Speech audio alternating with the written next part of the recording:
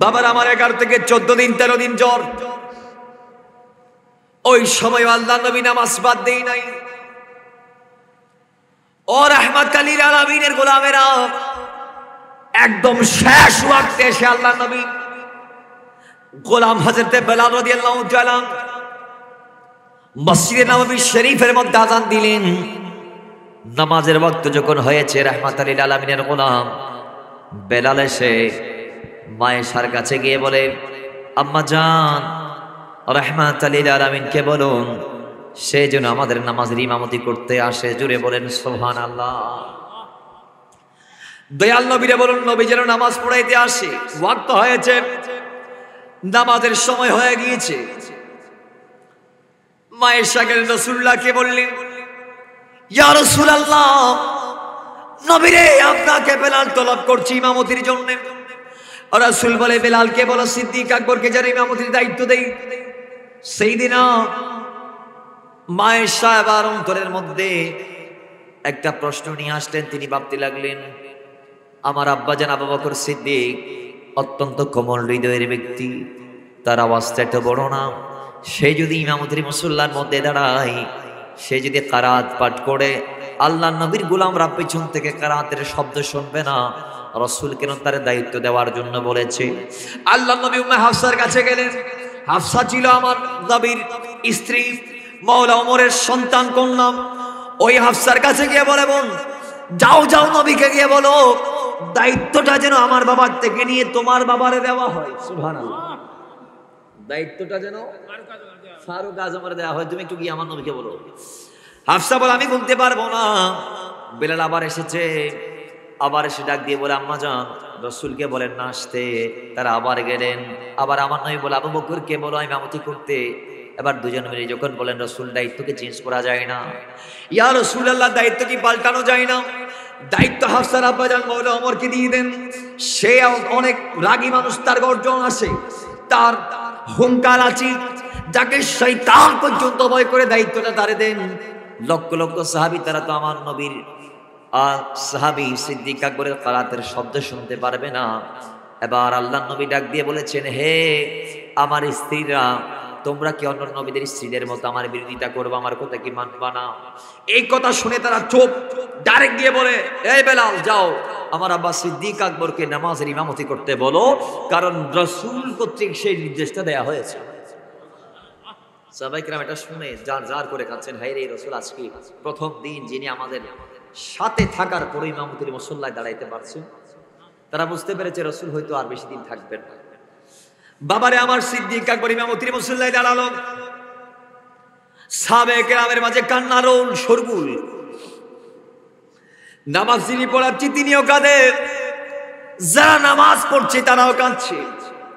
এক সময় আল্লাহ নবী সাহাবায়ে কেরামের কান্নার রোল দেখতে পেয়ে, শুনতে পেয়ে, দুজন সাহাবীর কাঁধে ভর দিয়ে রাসূল নিজে টেনে হেসড়ে চলে গেলেন। সিদ্দিক আকবরের পিছনে গিয়ে দাঁড়ায় গেলেন। সিদ্দিক আকবরের পিছনে সেদিন সোয়াল আমার নবীর সমস্ত সাহাবী প্রত্যেকে ইক্তাদা করে নামাজ আদায় করেছে, আল্লাহ নবী সহ। বুখারীর বর্ণনার মধ্যে সিদ্দিক আকবর বলেছেন, সবাই যদিও আমাকে ইমাম মেনে নিয়েছে, রাসূল যদিও আমি ইমামের পিছনে দাঁড়িয়েছে, কিন্তু সেদিন আমি আমার ইমাম স্বরূপ আল্লাহ নবীকে আমি গ্রহণ করে নিয়েছিলাম। সবাই অনুসরণ করেছে আমি সিদ্দিক আকবরের, আর আমি ইমামতির মুসল্লার থেকে অনুসরণ করেছি আমার মদিনাওয়ালার। জুড়ে বলেন সুবহানাল্লাহ। এই উম্মতের ভিতরে একজন ব্যক্তি আছে যার পিছনে আল্লাহ নবী এক ওয়াক্ত নামাজ ইক্তেদা করেছেন, তিনি হচ্ছে সিদ্দিক আকবর। মাথায় রাখবেন, তিনি ওই জাত, যেই জাতের আগে উম্মতের ভিতর যাওয়াটা কারো পক্ষে পসিবল হয় নাই, হবেও না, কিয়ামতের আগেও কেউ চাইলে পারবে না। ওই ব্যক্তি ডাক দিয়ে বলে, আমি সিদ্দিকের যখন ইন্তেকাল হবে, আমার লাশখানা রাসূলুল্লাহর সামনে নিয়ে যাবা, রওজার বাইরে নিয়ে গিয়ে তোমরা ওয়াইট করবা। রওজার তালা যদি অটোমেটিক খুলে যাবি ছাড়া, তাহলে আমার ভিতরে ঢুকাবা। ভিতরে ঢুকানোর পরে রাসূলকে জিজ্ঞেস করবা ডাইরেক্ট, কারণ আমার নবী জিন্দা নবী, হায়াতুন নবী। আল্লাহ নবীকে বলতে আমি শুনেছি, ইন্নাল্লাহা হারামা আলাল আরদি আন তাকুলা আজসাদাল আনবিয়া, আল্লাহ মাটিকে হারাম করে করেছে নবীদের জিসিম খাওয়াটা। মাটি সবার দেহ খাইতে পারলেও নবীদের দেহ খাইতে পারে না। কোরআন বলছে ওয়ালা তাকুলু লিমান ইউকতালু ফি সাবিলিল্লাহি আমওয়াত বাল আহয়া। কোরআন বলছে ওয়ালা তাহসাবান্নাল্লাযীনা কুতিলু ফি সাবিলিল্লাহি আমওয়াত বাল আহয়া।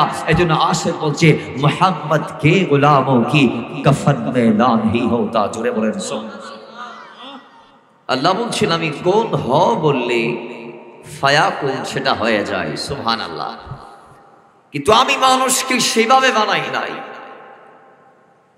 আমি কোন শব্দের মাধ্যমে মানুষকে বানাই নাই, আমি মানুষকে বানিয়েছি আমার কুদরতি নিজ হাত মোবারক দিয়ে। একটু জোরে বলেন না সুবহানাল্লাহ। তিনি কোন রব? যে রব নিজ হাতে মানব বানিয়ে সেই মানবকে দুর্বল বলে ঘোষণা দেওয়ার পরেও সেই দুর্বল মানুষদেরকে আল্লাহ আশরাফুল মাখলুকাত তথা সৃষ্টির শ্রেষ্ঠ জীব হিসেবে আখ্যা দিয়েছেন। জোরে বলেন না সুবহানাল্লাহ। তামাম আলামে হাজার সৃষ্টির মাঝে আল্লাহ মানুষকে এমন আকৃতি দিয়েছে, কোরআন বলছে লাকাদ খালাকনাল ইনসানা ফি আহসানি। আল্লাহ বলছেন আমি মানুষকে উত্তম আকৃতি দিয়ে সৃষ্টি করেছি। কেমন সুন্দর কথা। একদিন ইমাম শাফিঈ আলাইহির রাহমা যখন ছোট ছিল, ইমাম মালিকের দরবার একটা মাসআলা গিয়েছে, তালাকের মাসআলা। যে একজন ব্যক্তি বলছেন হে আমার স্ত্রী, তুমি যদি চাঁদের চেয়ে সুন্দর নও তাহলে আমি তোমাকে তালাক দিব। নাউজুবিল্লাহ, জোরে বলেন। এখন উনি বলে দিয়েছে তালাক কি হয়েছে কি হয় নাই। গোটা দুনিয়ার আলেম সমাজরা ভিন্ন ভিন্ন রাস্তা অবলম্বন করেছে। ম্যাক্সিমাম আলেমরা বলছে তালাক হয়ে গিয়েছে, তালাক হয়ে গিয়েছে।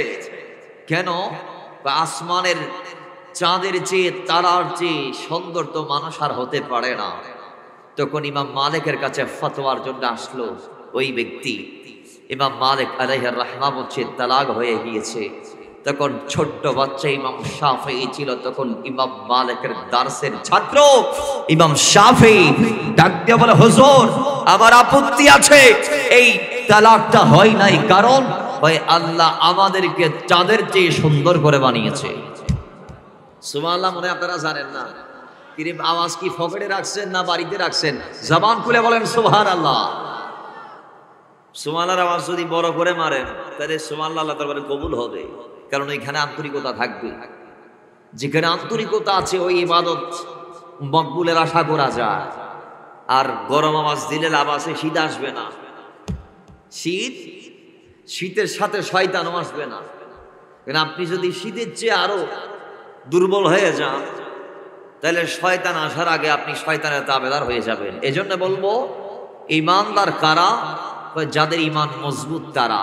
তো মজবুত ঈমানদার যারা, যাদের ঈমানটা মজবুত, মজবুত ঈমানের মালিক যারা, এদের একটা বিশেষ বৈশিষ্ট্য আছে। সেটা হচ্ছে এরা প্রত্যেকটা কাজে অ্যাডভান্স থাকবে। এরা মুমিনদের যে স্ট্রাকচার কোরআন কর্তৃক বর্ণিত সেই মোতাবেক তারা জিন্দেগি পরিচালিত করবে। এরা ওই দুদুল্যবান বান ডাকাত ছাগিরি ন্যায়, অর্থাৎ নিফাক যুক্ত মুনাফিকদের মতো তারা দুদুল্যমান হবে না। তারা নামাজের মধ্যে দাঁড়ালে আলসেমি তাদের থাকবে না। তারা নামাজে দাঁড়িয়ে এদিক ওদিক ঢাকাবে না। তারা রোজা রাখবে আল্লাহর জন্যে। তারা কোরআন খুললেও আল্লাহ রসুলের জন্য খুলবে। তেলাওয়াত করলে অন্তর থেকে করবে। এরা যা বলবে তাদের অন্তর থেকে বলবে। এরা যত আমল করবে অন্তর থেকে করবে। অন্তর থেকে যারা করবে এদের একটা এক্সট্রা অর্ডিনারি আছে, এদের একটা এক্সট্রা বিশেষ চিহ্ন আছে। এর জন্য ঈমানদার দেখলে আপনি বুঝতে পারবেন জিনার ভিতরে ঈমানি দৌলত আছে। সুবহানাল্লাহ জুড়ে বলেন। যার ধরুন আপনারা আজকে মাহফিল আসছেন, শীত কম না বেশি? তো আওয়াজ দেন কম না বেশি?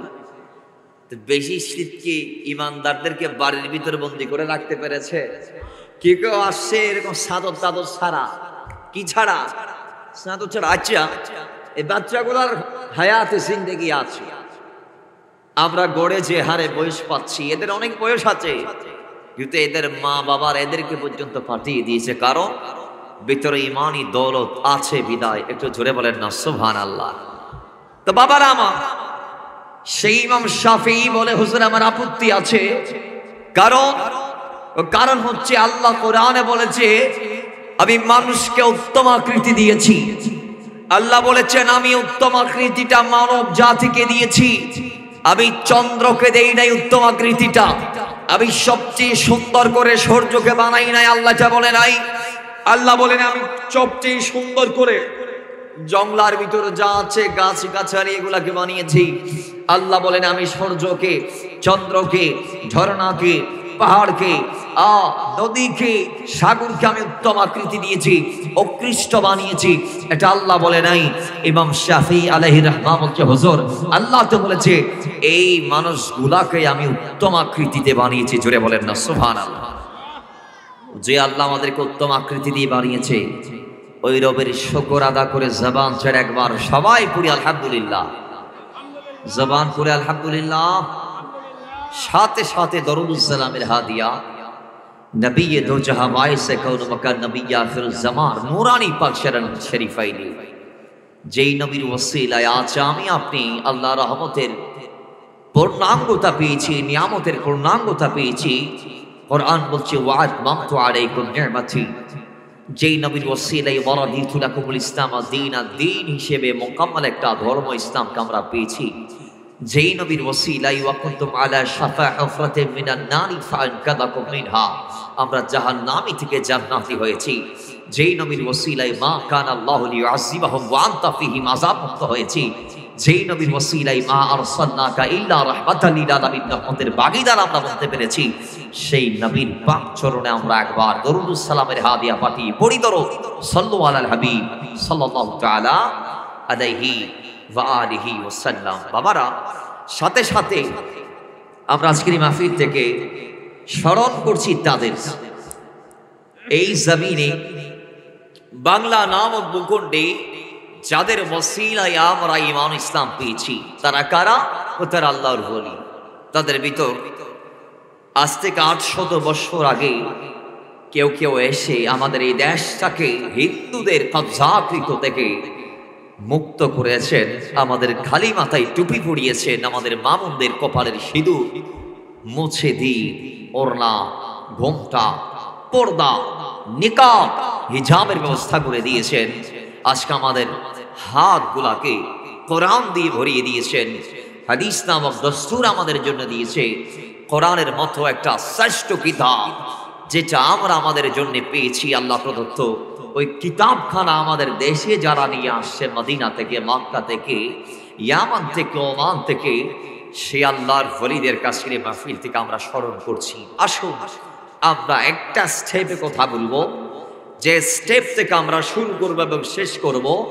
তেনার নাম হচ্ছে অদ্বিতীয় আশিক রাসূল, অদ্বিতীয় সাহাবী রাসূল, অদ্বিতীয় রাসূলুল্লাহর গোলাম, যার কোনো সানি নাই, যার কোনো উপমা নাই, যার কোনো মিসাল নাই, যার কোনো তুলনা নাই, যার জমিনে সমকক্ষ উম্মতের ভিতরে কেউ নাই, যার ব্যাপারে খুদ রাসূল আরবি ইসলাম বলছেন আফদালুন নাস বা'দাল আম্বিয়া, সেই সিদ্দিক আকবর রাদিয়াল্লাহু তাআলা আনহুর জীবন থেকে ইন্তেকাল এবং ইসলাম গ্রহণ, এই জিনিসগুলা আমরা সংক্ষিপ্ত সময়ে গোছানো ভাবে আলোচনা করার চেষ্টা করব। রব্বে কারীম যা আলোচনা হবে সর্বপ্রথম আমাকে পরে আপনাদেরকে প্রত্যেককে মানা তৌফিক এনায়েত করুন, আমিন করে। কারণ সিদ্দিক আকবরের কথা শুনে এখানে কথাটা ফেলে গেলে হবে না, কথাগুলাকে বাসায় নিয়ে যাই। কথা বলেন আছে না নাই?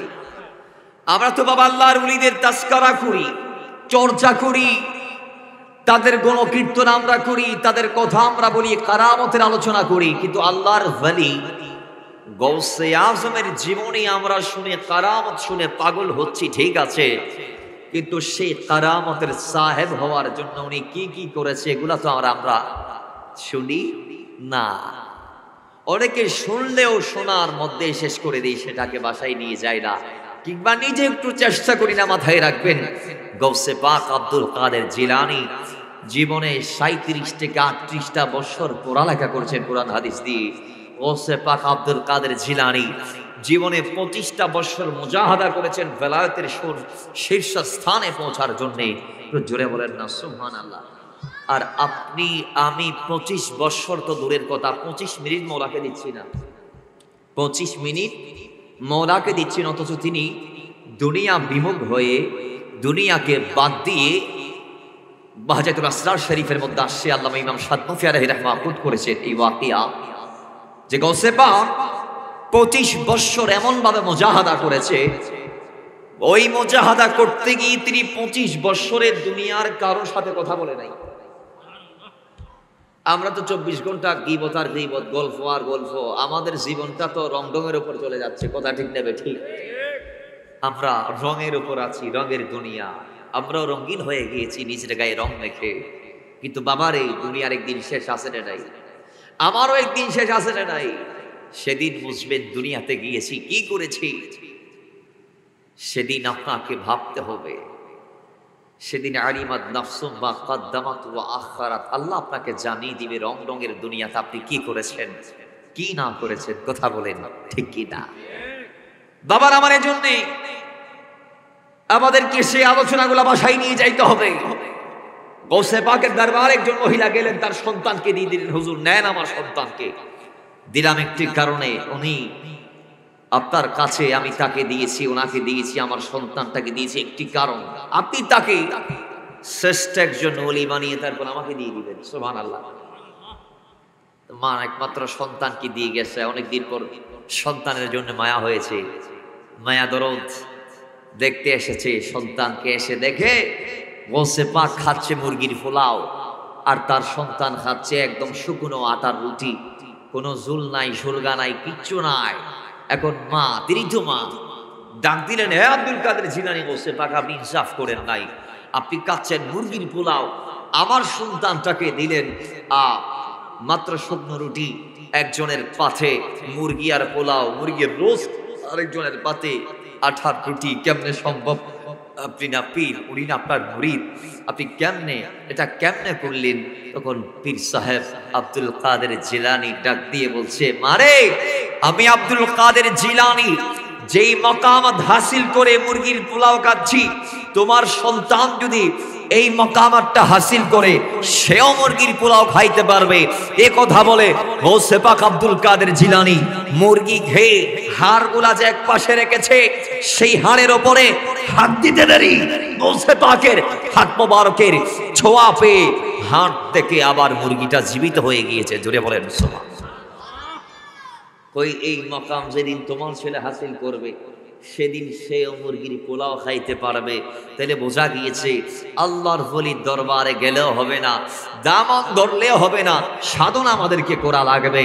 দুনিয়ার মানুষ সিদ্দিক আকবরের তদ্রূপ আলোচনা শুনলে হবে না, সাধনা আমাদের করা লাগবে। তবে হ্যাঁ, সিদ্দিক আকবর রাদিয়াল্লাহু তাআলা তিনি এমন একজন ব্যক্তি যাকে দুনিয়াতে আমলের দিক থেকে কেউ ক্রস করে যাইতে পারে নাই।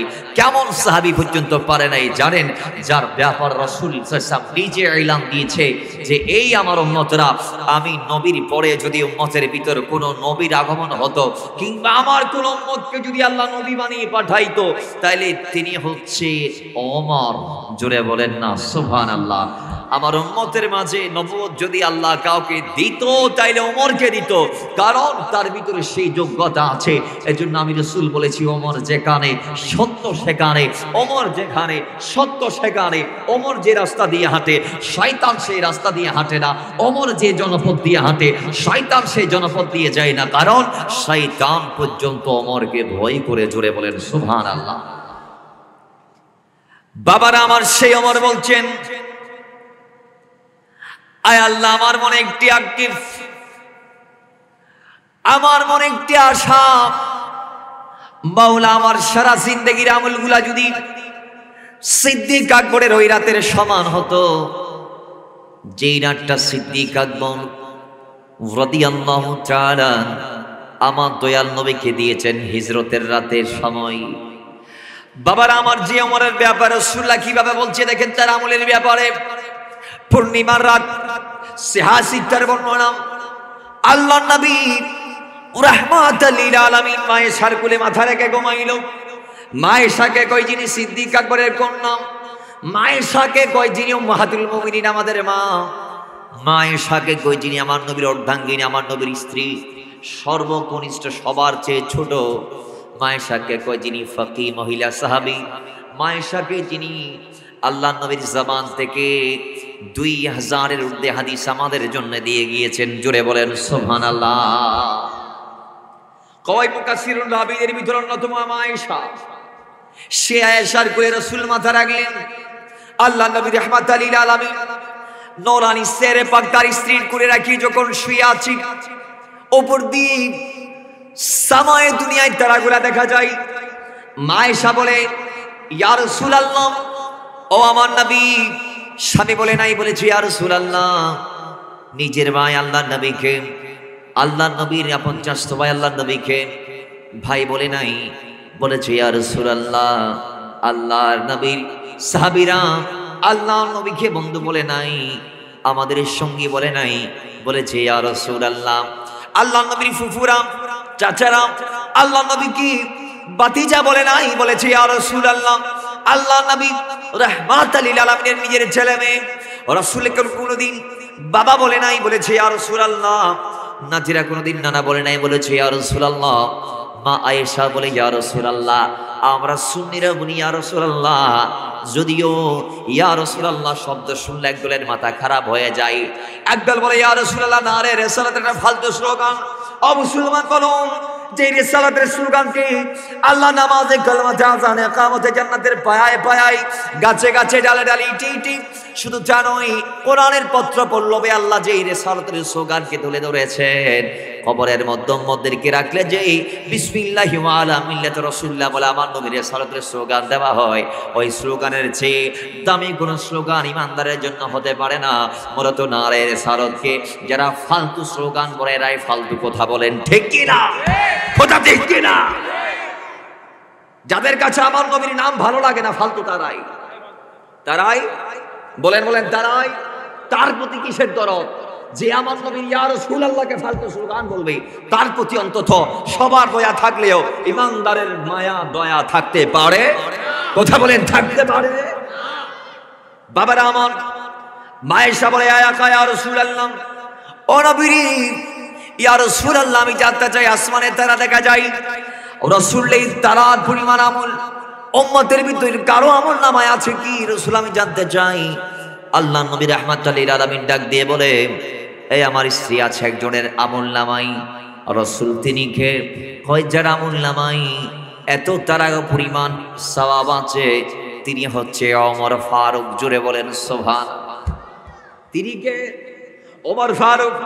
ওই ওমর ফারুক তিনি ডাক দিয়ে বলে, আমি আক্ষেপ করলাম, আল্লাহ যদি আমার সমস্ত আমলগুলাকে সিদ্দিক আকবরের এক রাতের সমান করত। কেন বলল? বলেছে এই কারণে, আয়েশাকে যখন আমার নবী উত্তর দিলেন, হ্যাঁ আয়েশা, তারা পরিমাণ আমল ওমরের আমল নামার মধ্যে আছে, তারা পরিমাণ সওয়াব ওমরের আমল নামার মধ্যে আছে, তখন সিদ্দিক আকবরের কন্যা আমার নবীর স্ত্রী মা আয়েশা ডাক দিয়ে বলে, ইয়া রাসূলুল্লাহ, আমি মনে করেছি আমার বাবার নাম বলবেন, আমার বাবার নামটা বলেন নাই, ওমরের নামটা বললেন। আমার বাবা কোথায় আমি জানতে চাই। সঙ্গে সঙ্গে আল্লাহর নবী রাহমাতুল লিল আলামিন ডাক দিয়ে কয়, আমার অর্ধাঙ্গিনী আয়েশা শোনো, আর এই ওমরের আমল তো তুলনা করা যাবে, কিন্তু তোমার আব্বা তার আমল এত বেশি এত বেশি এত বেশি আমি রাসূল গণনা করতে পারবো না। কারণ আমি রাসূল বলেছি, হ্যাঁ আবু বকর, ইসলামে আসার পর থেকে আমি রাসূল ইসলামের সবাইকে মঙ্গল করে নেওয়ার পর থেকে এই ইসলামকে কায়েম রাখতে গিয়ে সবাই ত্যাগ দিয়েছে, তিতিক্ষা দিয়েছি, বেশ কম কুরবানি সবাই দিয়ে দিয়েছে, কিন্তু যে যা দিয়েছে ইসলামের জন্যে আমি রাসূল মদিনাওয়ালা রাহমাতুল লিল আলামিন বেশ কম করে সবার দানকে শোধ করে দিয়েছি। তবে একজন ব্যক্তির দান আমি শোধ করতে পারি নাই, তার নাম হচ্ছে আবু বকর। ও আবু বকর, আমি রাসূল তোমাকে এলান দিলাম যে কিয়ামতের ময়দানে আমি রাসূলের সামনে আমার আল্লাহ তোমার ঋণ শোধ করবে। জোরে বলে তাহলে অগণিত যার আমল তার নাম সিদ্দিক আকবর।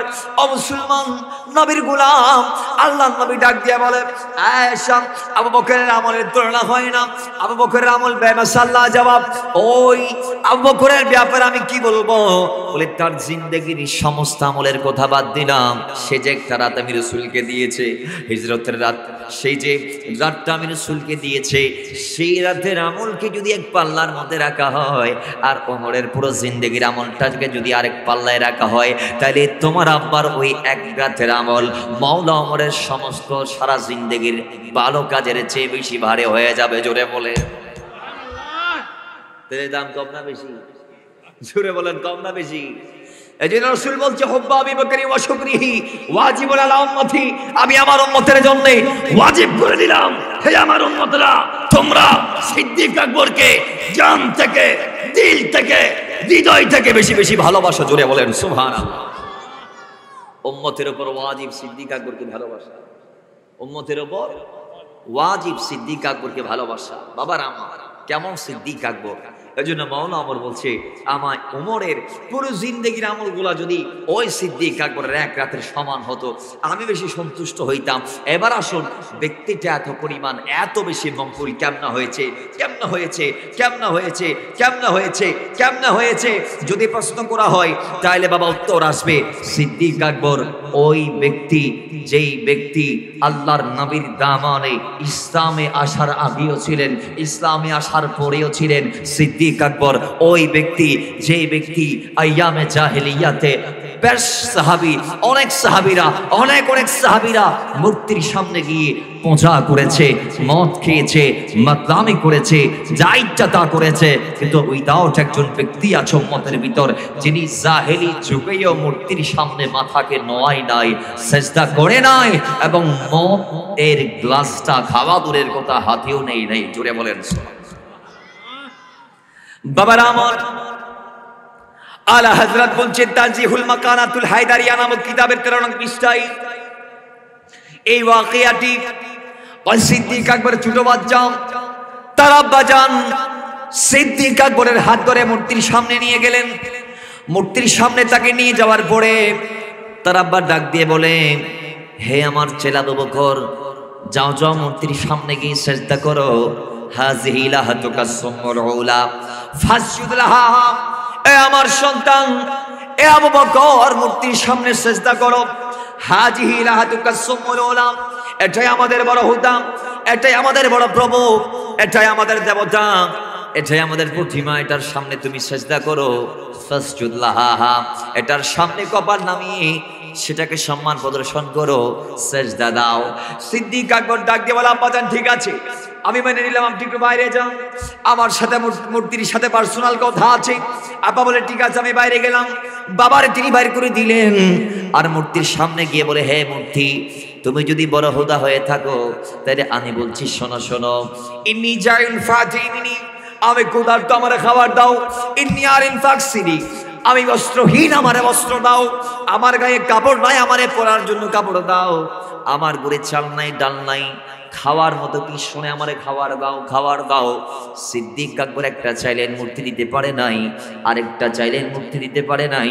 এরপর সিদ্দিক আকবর ডাক দিয়ে বলে, ফাইন কুনতা ইলাহান ফামনা নাফসাক, হে মূর্তি, দুটা জিনিস চাওয়ার পরে যেহেতু দিতে পারো নাই, এরপরও যদি নিজেরে নিজে খোদা বলে দাবি করে থাকো, তাহলে এই মুহূর্তে আমি আবু বকর তোমার গায়ে প্রহার করব, তোমারে মারবো। তুমি যদি খোদা হও, তাহলে নিজেরে নিজে বাঁচাও। জোরে বলে খাবার চাইলাম দাও নাই, কাপড় চাইলাম তাও দাও নাই, এরপরও ফাইন কুনতা ইলাহান ফামনা নাফসাক, এরপরে যদি নিজের খোদা বলে দাবি করো, তাহলে আমি তোমারে মারবো, তোমারে মারবো। তুমি নিজেরে নিজে সেভ করো, আমার আঘাত থেকে তুমি নিজেকে হেফাজত করো, আমার থেকে তুমি তোমারে বাঁচাও। এই কথা বলে একটা বড় হাতে নিয়ে সিদ্দিকিয়তের শক্তি দিয়ে ওই মূর্তির মাথার মধ্যে আঘাত করতে দেরি, আমার ভাইরা সঙ্গে সঙ্গে মুহূর্তের মধ্যে বিশাল মূর্তি সিদ্দিকিয়তের শক্তির তিনি তজল্লি সহ্য করতে না পেরে, আঘাত সহ্য করতে না পেরে ঠাস করে ভেঙ্গে মূর্তিটা জমিনে একেবারে বিচমার হয়ে হালাত হয়ে জমিনে পড়ে গিয়েছে। বিকট শব্দ হয়েছে। আম্বা শব্দ শোনার পরে দৌড় মেরে ভিতরে এসে দেখে খোদার খোদা নাই, খোদাকে সিদ্দিক আকবর জুদা করে দিয়েছে। খোদার, জোরে বলেন খোদার। খোদা নাই, খোদা জুদ হয়ে গেছে, খোদা জায়গায় শেষ হয়ে গেছে। এখন বাবা ডাক দিয়ে কয়, আবু বকর রে, তোরা আজকে আমার হাত থেকে কেউ বাঁচাইতে পারবে না। তো সিদ্দিক আকবর বলে ঠিক আছে, আমিও দৌড় দিলাম। তো দৌড় মেরে তিনি গিয়ে তার মায়ের আঁচলের ভিতরে নিজেকে সেভ করে নিলেন, কারণ একজন সন্তানের জন্য তার মায়ের আঁচলের যে সেফ জায়গা আল্লাহর জমিনে আছে। জোরে বলুন আছে। আমাদের সন্তানদেরকে যখন বাবারা দৌড়ানি দেই, আমাদের সন্তানদেরকে যখন বাবারা পেদানি দেওয়ার লক্ষ্যে পিছন থেকে দাঁড়া করে, তখন সন্তানরা এমন একটি ঠিকানায় নিজেকে আশ্রিত করে, সন্তানরা এমন একটি সেফ জোনে নিজেকে সেভ করে, সেটা হচ্ছে মায়ের কোল, সেটা হচ্ছে মায়ের আঁচল, সেটা হচ্ছে মায়ের সাথে সংযুক্ততা। বাবারা আমার সিদ্দিক আকবর বলে, আমি গেলাম মায়ের আঁচলের নিচে নিজেকে সেভ করলাম। মা ডাক দিয়ে বলে, আমার স্বামী আমার সন্তানটাকে কেন তাড়া করছেন, মারবো তো কেন মারবেন, এই এই এই ওয়াকিয়া তোমার সন্তানকে নিয়ে আমি গেলাম, ডাক দিয়ে বললাম, হাযিহি লাহাতুকা সুম্মানুলা ফাসজুদলাহা, হে আবু বকর তুমি তোমার এই খোদাকে সিজদা করো, এটাই আমাদের বড় খোদা, ইনার কদমে সিজদা দাও। তখন তিনি আমাকে ডাক দিয়ে বলেছে, আব্বা আপনি একটু বাইরে যান, আব্বা আপনি একটু বাইরে যান, আব্বা আপনি একটু বাইরে যান, আমি একটু পার্সোনাল কথা বলবো। তো তখন সে কথা বলছে, আমি শুনেছি বাইরের থেকে, ইন্নী জাইল ফাতিবিনি ইন্নী আরিম ফাকসিরি, তিনি বলেছে আমার খোদা লেগেছে, আমাকে খাবার দাও, আমার কাপড় নাই আমারে কাপড় দাও। তো মূর্তি তারপরও নিজে কাপড় দিতে পারে নাই, মূর্তি তোমার সন্তানকে বস্ত্র দিতে পারে নাই, তোমার সন্তানকে খাওয়ান দিতে পারে নাই, খাবার দিতে পারে নাই। তখন তোমার সন্তান বলেছে, এই মূর্তি দুটা জিনিস চাওয়ার পরে যেহেতু দিতে পারো নাই, ফাইন কুনতা ইলাহান ফামনা নাফসাক, দুটা জিনিস চাইলাম যেহেতু দিতে পারো নাই, এখন তারপরও যদি খোদার দাবির পক্ষে তুমি অনড় থাকো, তাহলে এই মুহূর্তে আমি তোমার হালাক করার জন্য আঘাত করব। তুমি যদি সত্যকারের খোদা হয়ে থাকো, তাহলে আমার আঘাত থেকে তুমি নিজেকে নিজে সেভ করো। জোরে বলেন নাউজুবিল্লাহ। সিদ্দিক আকবর তোমার ছেলে এই সময় এ কথা বলতে না বলতে মেরে দিয়েছে, ভেঙে গেছে মূর্তি। এখন তুমি বলো তার মারবো কি মারবো না? ওই তিনি তো অনেক বড় অন্যায় করছে, ছেলের তো পার দেওয়া যাবে না, ছেলের তো ছাড় দেওয়া যাবে না, ছেলের তো রেহাই দেওয়া যাবে না। এইভাবে যদি রেহাই দিই, সে আরেকদিন আরেকটা অন্যায় করবে, সে আরেকদিন আরেকটা অন্যায় করবে, সে আরেকদিন আরেকটা অন্যায় করবে। তো মা ডাক দিয়ে বলে, স্বামী আমার, না না না না না, আমার সন্তান অন্যায় করতে পারে না, অবিচার করতে পারে না, জুলুম করতে পারে না। কারণ কি, তুমি স্বামী তো আমার ধরেছিল না। এই সন্তানকে যেদিন পেট থেকে দুনিয়াতে নিয়ে আসি, ওই সময় আমি দেখতে পেয়েছি আমার কষ্ট যন্ত্রণা, প্রসব বেদনা যখন শুরু হয়েছে, ডানে তাকাইলাম কেউ নাই, বাবা তাকাইলাম কেউ নাই। ওই সময় আল্লাহ আসমান থেকে কিছু লম্বা লম্বা মহিলা পাঠিয়ে আমাকে সাহায্য করিয়েছে, আমাকে ধরিয়েছে, বাঁচিয়েছে, পার করিয়ে দিয়েছে। ওই সময় আমি গায়েব থেকে আওয়াজ শুনতে পাচ্ছি, হে আল্লাহর সত্যিকারের বান্দিনী, সন্তুষ্ট হয়ে যাও এই আজাদ সন্তানের কারণে। এই সন্তানটা এমন একটা সন্তান, আল্লাহ যাকে অনেক ভালোবাসে, তার বৈশিষ্ট্য হচ্ছে তিনি জমিনের রাহমাতুল আলামিনের পছন্দের একজন ব্যক্তি হবে। আসমানে তার নাম হবে আতিক, এবং সে জাহান্নামের আযাব থেকে, আগুন থেকে মুক্ত। আল্লাহ তাকে মুক্ত করে দুনিয়াতে পাঠিয়েছেন। জুড়ে বলেন সুবহানাল্লাহ।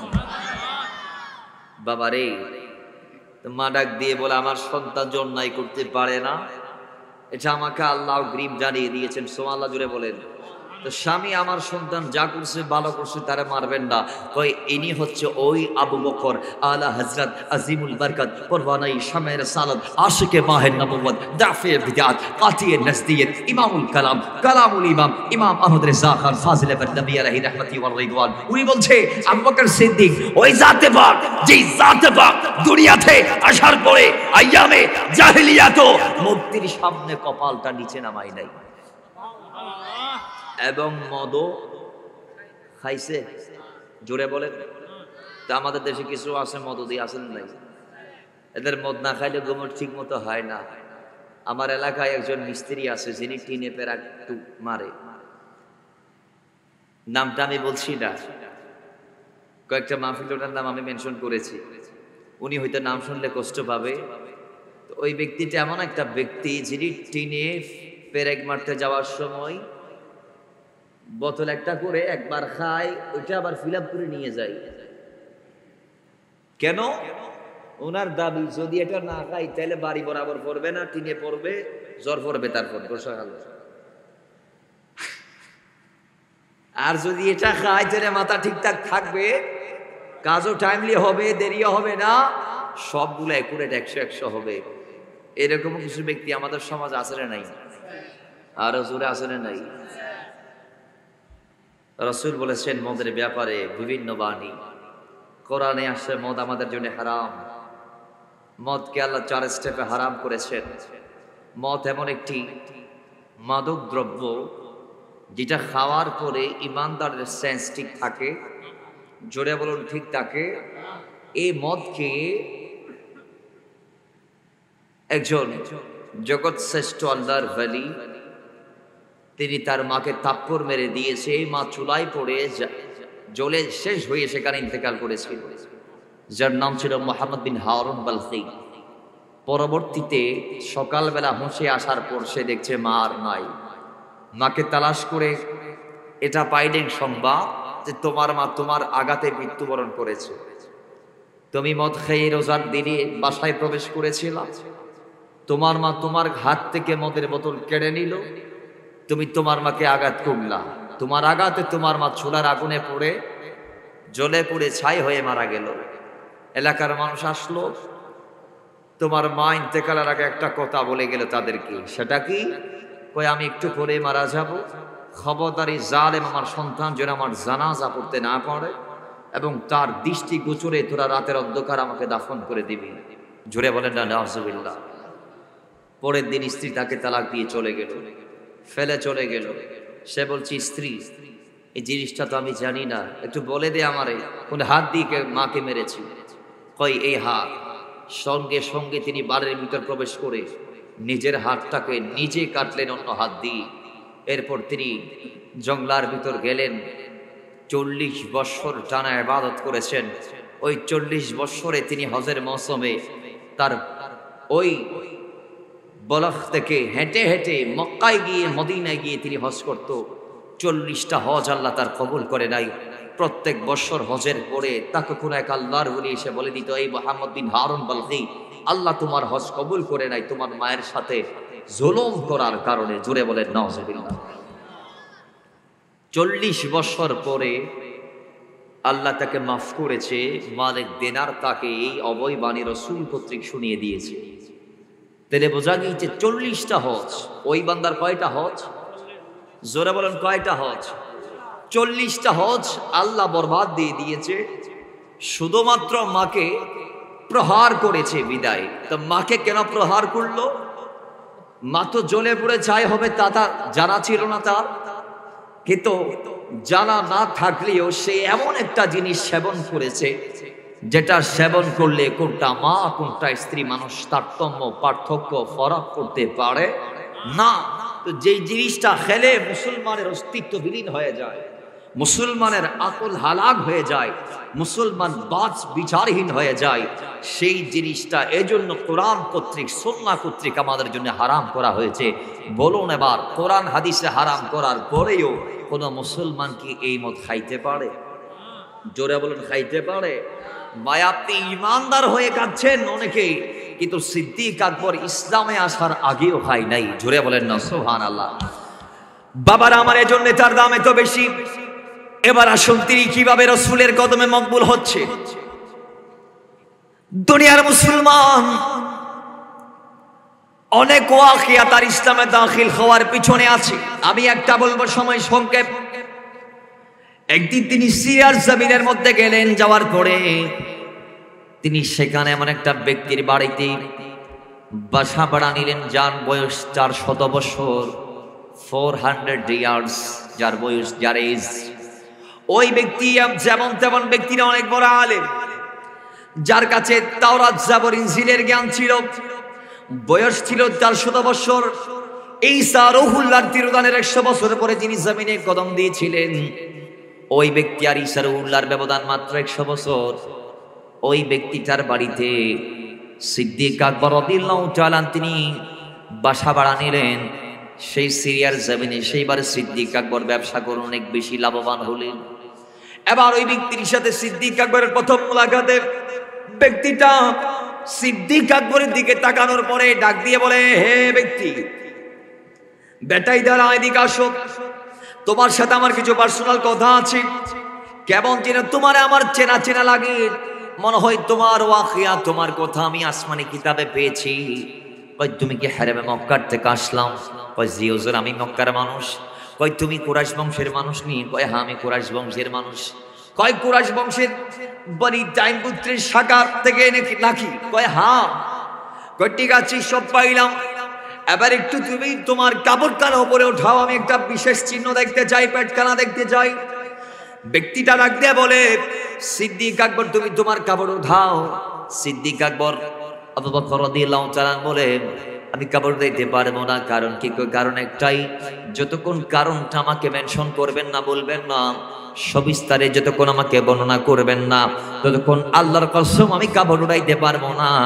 কাপড়টা উঠাবো তখনই যখন আপনি ব্যাখ্যা করবেন কেন উঠাবো, এটা জোরে বলেন সুবহানাল্লাহ। মনে হয় দেশের মানুষ জানে না, এটা আওয়াজে বলেন না সুবহানাল্লাহ। বাবারে আমার অমুসলমান, এবার ব্যক্তিটা বলে, আবু বকর আমি তাওরাত জবর ইনজিল কাটাকাটি করে যা পাইলাম, হেরাম মক্কা থেকে রাহমাতাল লিল আলামিনের আগমন হবে। ওই ব্যক্তির দুজন বিশেষ সহকারী জমিনের মধ্যে হবে, একটাকে ডান হাত আর একটাকে বাম হাত আমরা বলতে পারি, কারণ আমরা একজন ব্যক্তির স্পেশাল দুজনকে বলি আমরা ওইবে অমুকর দেনাত। দেনাত কি এবে তুকে দেনাত নাই না আছে তো, তারপরে কোতে দেনাত কে হামবে নিবে করে দেই খদিবে ভাত ইবে কি মা। বাবারে আমার সিদ্দিক আকবর নবীর ডান হাত ছিলেন। দেখেন ওই ব্যক্তি ডাক দিয়ে বলে, আবু বকর তোমার নকশা আমি তাওরাতের মধ্যে পেয়েছি, তোমার কম কোনটা হবে, তোমার গোত্র কোনটা হবে, তোমার জন্ম কোথায় হবে, সব লেখা আছে। হে আবু বকর আরেকটা চিহ্ন বলে, আরেকটাও পেয়েছি, যে ব্যক্তি আল্লাহর নবীর ডান হাত হবে সেই ব্যক্তির জওয়ানের বয়স অতিক্রম করবে, ওই ব্যক্তি বার্ধক্যে পৌঁছাবে। ওই ব্যক্তি সিদ্দিক আকবর, তার আরেকটা বিশেষ চিহ্ন পেটের মধ্যে থাকবে। সিদ্দিক আকবর বলে, সব যখন বলা হয়েছে আমি আবার পেটের কাপড় উঠাইলাম। ওঠানোর পর আমি দেখতে পাইলাম আমার পেটের নিচে একটা বিশেষ চিহ্ন আছে। চিহ্নটা দেখার পর ব্যক্তিটা ডাক দিয়ে বলে, আল্লাহর কসম বেলাশক সন্দেহাতীত বাবা আমি বলতে পারি যে ব্যক্তির কথা তাওরাতে জাবর ইনজিলে এসেছে তিনি হচ্ছে তুমি আবু বকর। জোরে বলেন সুবহানাল্লাহ। তোমার চেহারা পূর্ণিমার চাঁদের মতো সুন্দর, তুমি একটু দুর্বল টাইপের, তোমার গোত্র এটা, তোমার গোষ্ঠী এটা, তোমার বংশ এটা, তোমার ঘর ওইখানে, এবং তোমার পেটেও যেহেতু দাগ আছে, তুমি যেহেতু জওয়ানের বয়স অতিক্রম করে ফেলেছো, তুমি হচ্ছে সেই ব্যক্তি যার কথা তাওরাত জাবর ইনজিল আসছে। হে আবু বকর আমি বলছি, আমার মন আমাকে বলছে এতক্ষণে রাহমাতুল লিল আলামিন মক্কার জমিন দিক দাঁড় দিয়ে দিয়েছে। হে মক্কার মানুষ, হে আহলে আরবরা, আমি রাসূল আল্লাহ কর্তৃক প্রেরিত হয়েছি। আজকের পর থেকে তোমরা আল্লাহর সাথে শিরক করো না, তোমরা লাত মারাত উজ্জা হুবলের নামে তোমরা পূজা অর্চনা করিও না, তোমরা আজ থেকে রবের পথে চলে আসো। ইয়াদগারি করলে রবের করো, ওয়াফাদারি করলে রবের করো, গোলামি করলে রবের করো। তো ওই আল্লাহর দ্বীনের প্রতি আমি তোমাদেরকে ডাক দিচ্ছি। এ কথা মনে হয় এতক্ষণে ওই নবী বলে দিয়েছে। ও আবু বকর আমি তোমার জন্য দোয়া করছি, আল্লাহ তোমাকে হেদায়েতের নূর দিয়ে তোমাকে ভরপুর করে দিক, তোমার অন্ধকার কলবকে আল্লাহ আলোকিত করে দিক। ও আবু বকর আমি দোয়া করি আল্লাহ যেন তোমার মঞ্জিলে তোমাকে তাড়াতাড়ি পৌঁছায় দেয়। ও আবু বকর আমি তোমার জন্য দোয়া করি আল্লাহ যেন তোমার পথটাকে তোমার জন্য সহজ করে দেয়। জোরে বলেন সুবহানাল্লাহ। তাহলে এবার সিদ্দিক আকবর ব্যবসা সমস্ত সব গুটি চলে আসবে। আসার সময় গিয়েছে একবার শেষবার মোলাকাত করার জন্য। যাওয়ার পরে তিনি ডাক দিয়ে বলে, আবু বকর তুমি যখন মক্কায় যাবা তখন তোমার সাথে নবীর মোলাকাত হবে। ও আবু বকর আমি শুধু তুমি ওই নবীর পক্ষে থাকবে, তাওরাতে আছে, এতে শেষ ন। ওই নবীর ঘটনা শুনতে শুনতে ওই নবীকে আমি ভালোবেসে ফেলেছি। ওই নবীর প্রেমে আমি কিছু কসিদা লিখেছি, নাত লিখেছি। হে আবু বকর এই কয়েকটা নাতের পৃষ্ঠা এগুলো আমি তোমাকে দিলাম, এগুলো আমি সিরিয়ার জমিন থেকে বসে বসে আমার হাত দিয়ে লিখেছি ওই নবীর প্রেমে। যাও নবীর সাথে যখন তোমার মোলাকাত হবে তখন তুমি আমার লিখিত নাতগুলা নবীর হাতে ধরিয়ে দিবা। জোরে বলেন সুবহানাল্লাহ। তাহলে সিরিয়া তো নবীর গোলাম আছে না নাই? জোরে বলুন আছে না নাই? নবীর আগমনের হাজার হাজার ১,৫০০ বছর আগে বাদশাহ তোবা ইবনে হিমিয়ারি আমার নবীর জন্য মদিনার জায়গাটা কিনে ওয়াকফ করে দিয়ে গেছে। তো বাদশাহ তোবা হুমায়রি দিল শামুল, যিনি তার পাদ্রীদের সর্দার ছিলেন, তাকে। শামুলের আস্তে আস্তে ২৭তম আওলাদ যিনি, তার নাম হচ্ছে আবু আইয়ুব আনসারী রাদিয়াল্লাহু তাআলা। আবু আইয়ুব আনসারী তিনি আমার নবীকে তার সম্পদ বুঝিয়ে দিয়েছিলেন হিজরতের পরে। সুবহানাল্লাহ জুড়ে বলে। আর একটু জোরে বলেন না ভাই সুবহানাল্লাহ। তাহলে নবীর আগমনের আগেও নবীর প্রেমিক দুনিয়াতে ছিল, জোরে বলেন দুনিয়াতে ছিল, এবং নবীর আগমনের পরও নবীর প্রেমিকের দুনিয়াতে বিচরণ হচ্ছে, বাড়তে আছে বাড়তে আছে। যিনি নবীর প্রেমকে মকবুল করে নিয়েছে, যিনি হৃদয়ের সব কন্যারে আসরে রসুলকে বসিয়েছে, সে মুসলমান হয়ে গিয়েছে। সেই মুসলমানের সংখ্যা আজকে বাড়তে বাড়তে বাড়তে বাড়তে এত দূর পর্যন্ত আসছে। আজকে পুরো পৃথিবীতে 200 কোটি মুসলমান, 200 কোটির চেয়ে বেশি মুসলমান। কিন্তু দুঃখের একটা বিষয় হচ্ছে, ও মুসলমান, আজকে 200 কোটি মুসলমানের ওপর মাত্র 50 কোটি ইহুদিরা যেইভাবে রাজত্ব করছে, তাদের দিকে তাকাইলে মনে হয় আমরা পুরুষ হই না, আমরা মুসলমান হই না। তো মূলত কারণ কি? আজকে মুসলমানরা মার খাচ্ছে, আজকে মুসলমানরা বিজাতিদের হাতে জিম্মি, আজকে মুসলমানরা বিধর্মীদের তাবেদারি করছে। কেন ভাই, কেন ভাই? প্রশ্ন করলে উত্তর হবে একটাই, মুসলমান আজকের দিনে যদিও তাদের অভাব নাই, কিন্তু সিদ্দিক আকবরের মতো মুসলমানের আজকের সমাজে বড় অভাব বিদায় আজকে আমাদের উপর ইহুদি নাসারারা রাজত্ব করছে। কথা বলে ঠিক। যদি সিদ্দিক আকবরের মতো প্রেম আমাদের অন্তরে থাকতো, ডু অর ডাই, ওই মরবো নাইলে মারবে, ঠিক কি না? কারণ আল্লাহ আশতারা মিনাল মুমিনিনা আনফুসাহুম ওয়া আমওয়ালাহুম বিআন্না লাহুমুল জান্নাহ, জান্নাতের বিনিময়ে আল্লাহ ঈমানদারের জানকে কিনে নিয়েছে, ঈমানদারের সম্পদকে কিনে নিয়েছে। যিনি ঈমানদার তার কাছে জানের মূল্য নাই, যিনি ঈমানদার তার কাছে মালের মূল্য নাই, তার কাছে জান্নাতের মূল্য আছে। সে জান্নাতের জন্য নিজের জান মাল উৎসর্গ করতে পারে। কথা ঠিক কি না? জোরে বলুন ঠিক কি না? এখন ওই ব্যক্তি বলে কয় আমি নবীর গোলাম, আমি নবীর প্রেমিক, আমি নবীর দেওয়ানা, এটার প্রমাণ আমি দিচ্ছি। কিছু নাত লিখে তোমার হাতে, তুমি যখন নবীর সামনে যাবা, নবীর সাথে সঙ্গে যখন তোমার মোলাকাত হবে, নবীকে আমার এই লিখিত কসিদা নাত শরীফ গুলা দিবা। তিনি বিদায় নিয়ে চলে গেলেন। সিদ্দিক আকবর মক্কায় গেলেন। মক্কায় গিয়ে ডাক দিয়ে বলে, হে আমার কওম, হে আমার বন্ধু বান্ধবরা, বলো অনেক দিন আমি তোমাদের মাঝে ছিলাম না, নতুন কোনো ঘটনা ঘটেছে কি না আমাকে একটু বলে দাও। তখন তারা বলে, এর চেয়ে নতুন আর ঘটনা কি হতে পারে, এর চেয়ে আশ্চর্যের ঘটনা আর কি হতে পারে? কয় যে আবু তালেবের একজন ইয়েতিম বাতিজা ছিল, সে নাকি নবী, আল্লাহ নাকি তাকে নবুয়ত দিয়েছে। কয় তা নাকি? তিনি প্রচার কি করে দিয়েছে? তোমরা কি কানে শুনেছ? কয় হ্যাঁ, প্রচার করে দিয়েছে। ঠিক আছে, আমি দেখব। এই কথা বলি সিদ্দিক আকবর তাদেরকে বিদায় করলেন। বিদায় করে তিনি দেরি না করে রাহমাতাল লিল আলামিনের পদমুখী হয়ে গেলেন। জোরে বলেন বাবার আমার। ওই সময় আমার নবী ছিল মা খাদিজার কামরাই ঘরে। মা খাদিজার হুজরার বাইরে সিদ্দিক আকবর গেল, গিয়ে ডাক দিয়ে বলে, ইয়া রাসূলুল্লাহ, আপনি কি বাসায় আছেন? নি কয় আছি। সিদ্দিক আকবর বলে, ইয়া রাসূলুল্লাহ, একটু বাইরে আসেন। নবী আসলেন। সিদ্দিক আকবর এবার বলে, ইয়া রাসূলুল্লাহ, আপনি নাকি নবী, এই কথা নাকি আপনি এলান দিয়েছেন, আল্লাহ নাকি আপনাকে নবুয়ত দান করেছে, রিসালাত দিয়েছে। মানুষ আমাকে সে কথা বলেছে, এই কথা কি সত্য নেই? রাহমাতাল লিল আলামিন ডাক দিয়ে বলে, আবু বকর, আল্লাহ আমাকে বলেছে ওয়াহদানিয়তের বাণীর প্রচার আর প্রসার করার লক্ষ্যে আমি যেন মানুষদের দ্বারে দ্বারে যাই আর সত্যটা বলে দেই। মানুষ যে বলে আছে আমি যেন তাদেরকে সত্যটা জানিয়ে দেই। আল্লাহ বলেছে বিদায় মানুষের দ্বারে দ্বারে আমি গিয়েছি। রাসূল, আপনি যদি সত্য লোভে হয়ে থাকেন তার একটা প্রমাণ আমি চাই। আবু বকর যখন এই কথা বলেছে, রাহমাতাল লিল আলামিন ডাক দিয়ে বলে, আবু বকর, কিসের প্রমাণ আবার? ওইটার যে আর বড় প্রমাণ কি হতে পারে? ওই যে সিরিয়ার বৃদ্ধ মানুষ হয়, ইয়া রাসূলুল্লাহ, অনেক বৃদ্ধের সাথে আমার মোলাকাত হয়েছে, অনেকের সাথে আমি সওদা করেছি, অনেককে আমি সামান বিক্রি করেছি। ইয়া রাসূলুল্লাহ, কোন বৃদ্ধের কথা আপনি বলছেন আমি জানতে চাই।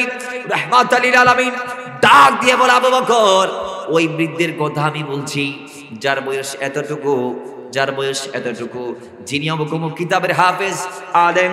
ওই ব্যক্তির কথা আমি বলছি, যে ব্যক্তি আমি নবীর প্রেমী, আমার ভালোবাসায় আমার উপর কসিদা নাত লিখে তোমাকে দিয়ে বলেছে, আবু বকর, তুমি যখন নবীর দ্বারস্থ হবা, নবীর সামনে গিয়ে আল্লাহ নবী রাহমাতাল লিল আলামিনের দ্বারস্থ হওয়ার পরই তুমি বলে দিবা যে, ইয়া রাসূলুল্লাহ, আপনার গোলাম সিরিয়ার জমিন থেকে আপনার প্রেমে নাত শরীফ লিখে পাঠিয়েছে। জোরে বলেন সুবহানাল্লাহ। মুহাব্বতে দরুদে পাক পড়ে আল্লাহুম্মা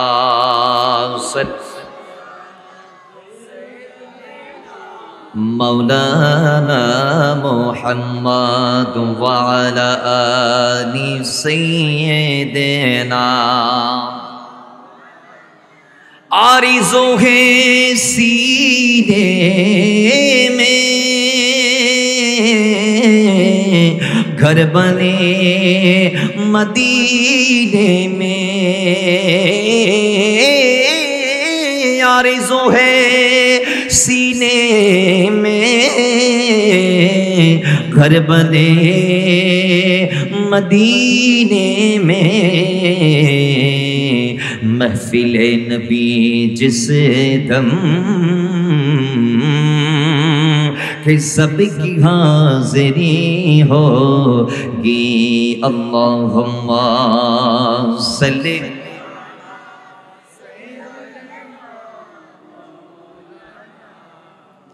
वअला आलि सय्यिदिना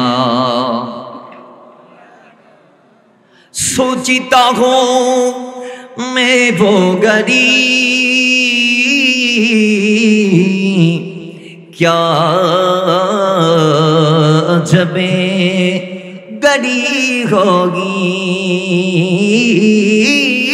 सोचता हूँ मैं वो गड़ी क्या अजब गड़ी होगी जब दरे नबी पर हम सबकी हाज़िरी होगी अल्लाहुम्मा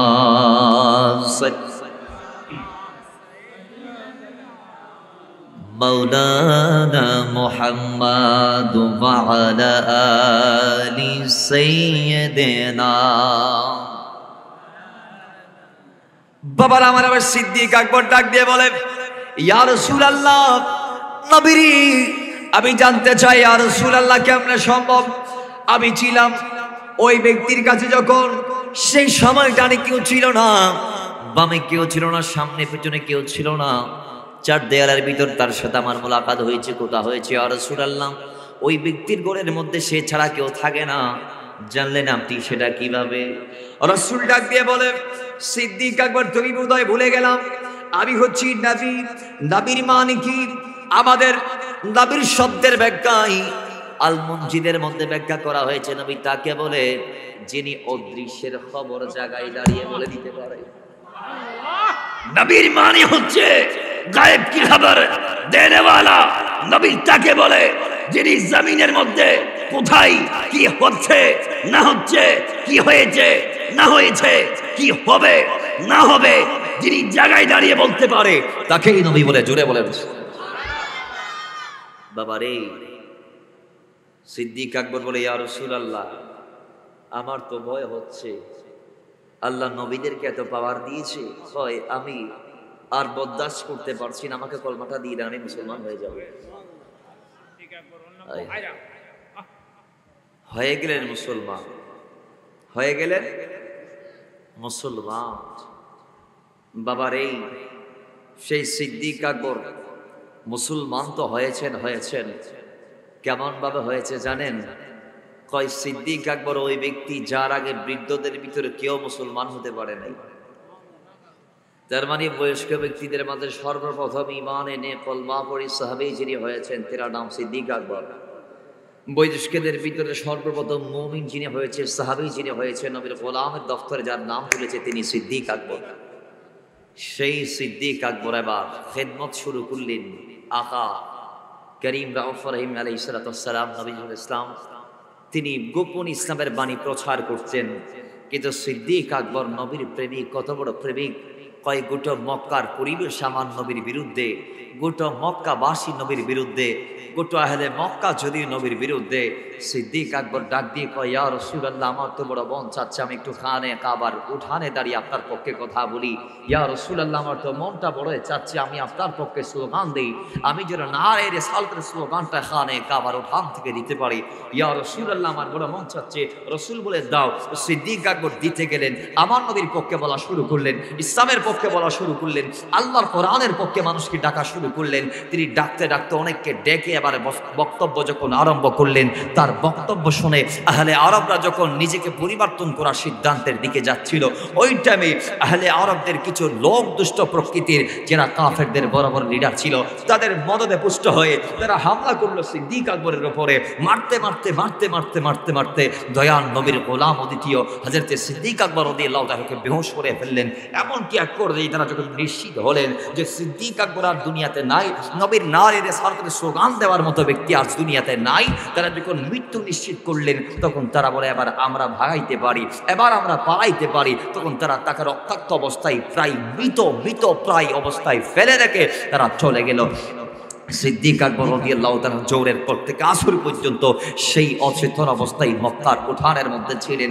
আসরের টাইমে মা এসে মাথায় পানি দিয়ে হুঁশ করে হুঁশ ফিরিয়ে যখন মায়ের চেহারার দিকে তাকাইলো, মা ডাক দিয়ে বলে, সন্তান এতক্ষণ তুই রক্তাক্ত অবস্থায় বেহুশ হয়ে এখানে পড়েছিলি, আমি মা তোর জন্য খাবার নিয়ে এসেছি, সকাল থেকে তুই কিছু খাস নাই রে বাবা, একটু তোর মুখটা খুল, আমি একটু তোর মুখে একটা আহারের লোকমা তুলে দেই।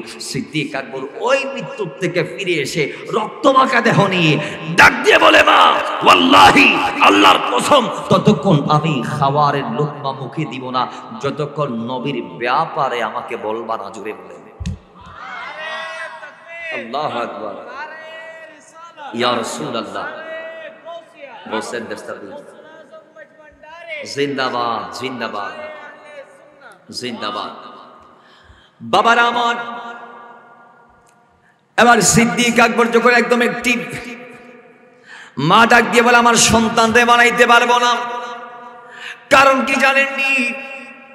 কারণ একটাই, যারা ইমানদার তাদের কাছে জানের মায়া নাই, জানের পরোয়া তারা করে না।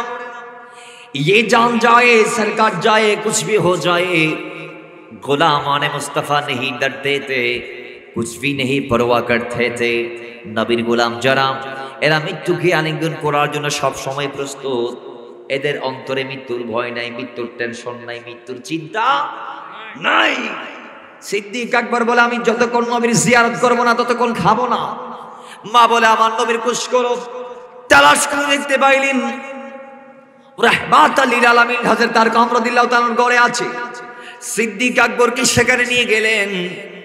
সিদ্দিক আকবরকে সেখানে নিয়ে গিয়ে আমার নবীর সামনে যখন দাঁড় করায় দিলেন, নবী যখন বললেন, আয় আবু বকর আমার বুখাই। সিদ্দিক আকবর বলে, আল্লাহি আল্লাহর কসম, নবীর জিয়ারত যখন আমি করলাম, নবীর ছোঁয়া পাওয়ার সঙ্গে সঙ্গে আমার আঘাতের চিহ্ন, আঘাতের তীব্র যন্ত্রণা ব্যথা আমার দূরীভূত হয়ে গেল। কারণ রাসূলুল্লাহর নূরানী চেহারা মোবারক জিয়ারতের মধ্যে এত পরিমাণ কল্যাণ বরকত আল্লাহ নিহিত রেখেছেন। জুড়ে বলেন সুবহানাল্লাহ। কেমন জিয়ারত? নবীর জিয়ারত জানেননি? মায়েশা বলছে, তোমরা তো ইউসুফের চেহারার জিয়ারতের ঘটনা বর্ণনা করো, শোনো, বলো যে ইউসুফের চেহারার জিয়ারত করে, ইউসুফের চেহারাকে দেখে যে আরো ওই মিশরের নারীরা হাত কেটেছে, আঙ্গুল কেটেছে, মাংস কেটেছে, সর্বশেষ ভিতরের হাড় কেটেছে, খবর হয় নাই। কিন্তু তোমরা কি জানো আমার নবীর চেহারার সৌন্দর্য কতটুক? আমার নবীর নূরানী চেহারার জিয়ারত যেই আরবের নওজওয়ানরা করেছে, বৃদ্ধরা করেছে, ছোটরা করেছে, যেই যুবকগুলা আমার নবীর নূরানী চেহারার জিয়ারত করে, আরবের ওই বাঁধা নওজওয়ানগুলা যুদ্ধের ময়দানে গিয়ে নিজের স্যারকে জুদা করে দিয়েছে, তাদের খবর হয় নাই। কারণ এটাই জিয়ারতে মুস্তাফা, এটা নবীর চেহারা মোবারকের ফাজাইল। জোরে বলেন সুবহানাল্লাহ। তাহলে আমার নবীর চেহারার দাম কম না বেশি? জোরে বলেন কম না বেশি? সেই সিদ্দিক আকবর ওই ব্যক্তি যিনি বলছে, ইয়া রাসূলুল্লাহ, আমার পছন্দের একটি আমল হচ্ছে 24 ঘন্টা আপনার নূরানী চেহারা মোবারকের জিয়ারত করা। রাসূল আমি সিদ্দিক আকবরের কাছে সবচেয়ে পছন্দের আমল হচ্ছে আপনার সামনে বসে থাকার আপনার নূরানী চেহারা মোবারকের জিয়ারত করা। বাবার আমার সেই সিদ্দিক আকবর ওই ব্যক্তি যিনি আল্লাহ নবীর প্রথম সাদকা করেছেন। রাতে 10,000, দিনে 10,000, গোপনে 10,000, ওপেনে 10,000, টোটাল 40,000। কয় হাজার? 40,000 দিরহাম যখন তিনি সাদকা করলেন, আল্লাহ তৎক্ষণাৎ সূরা বাকারার 274 আয়াত নাজিল করলেন। আল্লাহ ডাক দিয়ে বলে আল্লাযীনা ইউনফিকুনা আমওয়ালাহুম বিল-লাইলি ওয়ান-নাহারি সিররান ওয়া আলানিয়া ফালাহুম আজরুহুম ইনদা রাব্বিহিম ওয়ালা খাউফুন আলাইহিম ওয়ালা হুম ইয়াহজানুন। যারা রাতে দিনে গোপনে গোপনে প্রকাশ্যে দেখিয়ে না দেখিয়ে দান করে, আমার আল্লাহ ওই ব্যক্তিদের দানের প্রতিদান প্রতিফল আল্লাহ কিয়ামতের দিন নিজ হাত দিয়ে দান করবেন। জুড়ে বলেন সুবহানাল্লাহ। এবং তাদের কোনো ভয় নাই, চিন্তা নাই, সন্দেহ নাই, টেনশন নাই, পেরেশানি নাই। সুবহানাল্লাহ জুড়ে বলেন। সদরুল্লাহ ফাজিল আল্লামা নাঈমুদ্দিন মুরাদাবাদী আলাইহির রাহমা বলছেন, এই আয়াত নাজিল হয়েছে সিদ্দিক আকবরের শানে। সুবহানাল্লাহ জুড়ে বলেন। ও সিদ্দিক আকবর যখন রাতে 10,000, দিনে 10,000 এবং ওপেনে 10,000, গোপনে 10,000, অর্থাৎ বিল-লাইলি ওয়ান-নাহার সিররান ওয়া আলানিয়া, রাতে দিনে এবং দেখিয়ে না দেখিয়ে, ওপেনে গোপনে, হয় এইভাবে যখন তিনি 10 করে 40,000 দিরহাম আখা করিম রউফুর রহিম শেষামের কদমে যখন তিনি সাদকা করলেন, তখন আল্লাহ তার বিনিময় স্বরূপ এই আয়াত নাজিল করেছেন। সুবহানাল্লাহ। আরো জোরে। ইনি কি যেমন তেমন ব্যক্তি? 40,000 যিনি একদিনে দান করতেছেন, তিনি কেমন ব্যক্তি? যে ব্যক্তি ছিল এক সময় আহলে আরবদের মাঝে সবচেয়ে প্রসিদ্ধ জশখেতিওয়ালা এবং সম্পদশালী ব্যক্তি। ওই ব্যক্তি দান করতে করতে করতে করতে একদিন এমন সময় এসেছে যে দিন ওই ব্যক্তির বাড়ি তার দেওয়ার মতো নবীকে কিছু নাই, চুলার ছাই ছিল, সেদিনে তিনি ছাইগুলা নিয়ে এসেছে। হাদিস খানা বুখারীতে আসছে, মাওলানা ওমর বলছেন যে আল্লাহ নবী তাবুকের যুদ্ধের ময়দানের জন্য ফান্ড নিচ্ছেন, তহবিল গঠন করলেন আল্লাহ নবী, দানের তহবিল।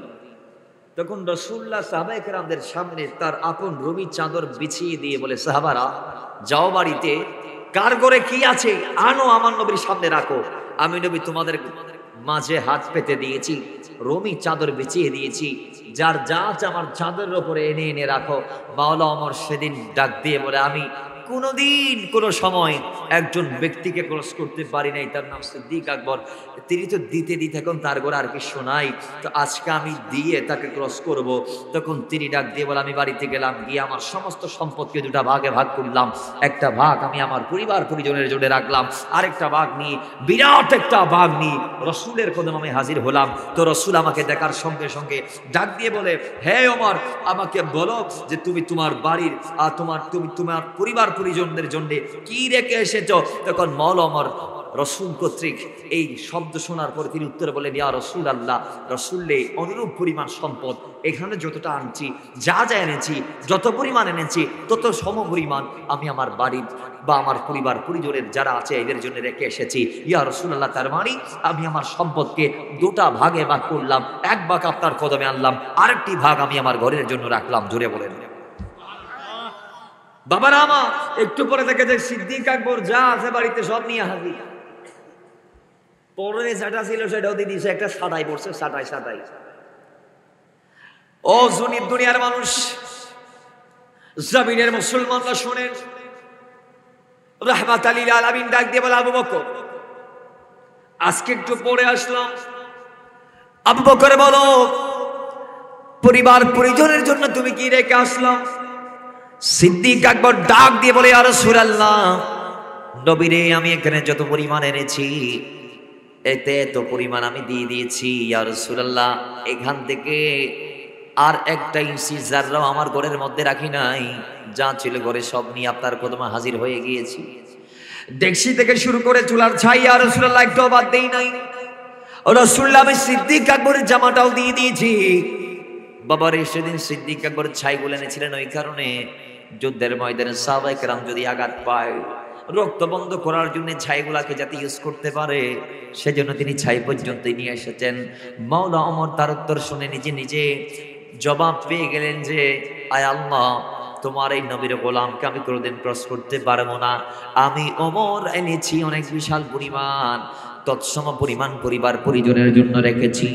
আবার যা ছিল দুই ভাগ করে এক ভাগ এনেছি, কিন্তু সিদ্দিক আকবর তো সব নিয়ে এসেছে। কি নিয়ে আসছে?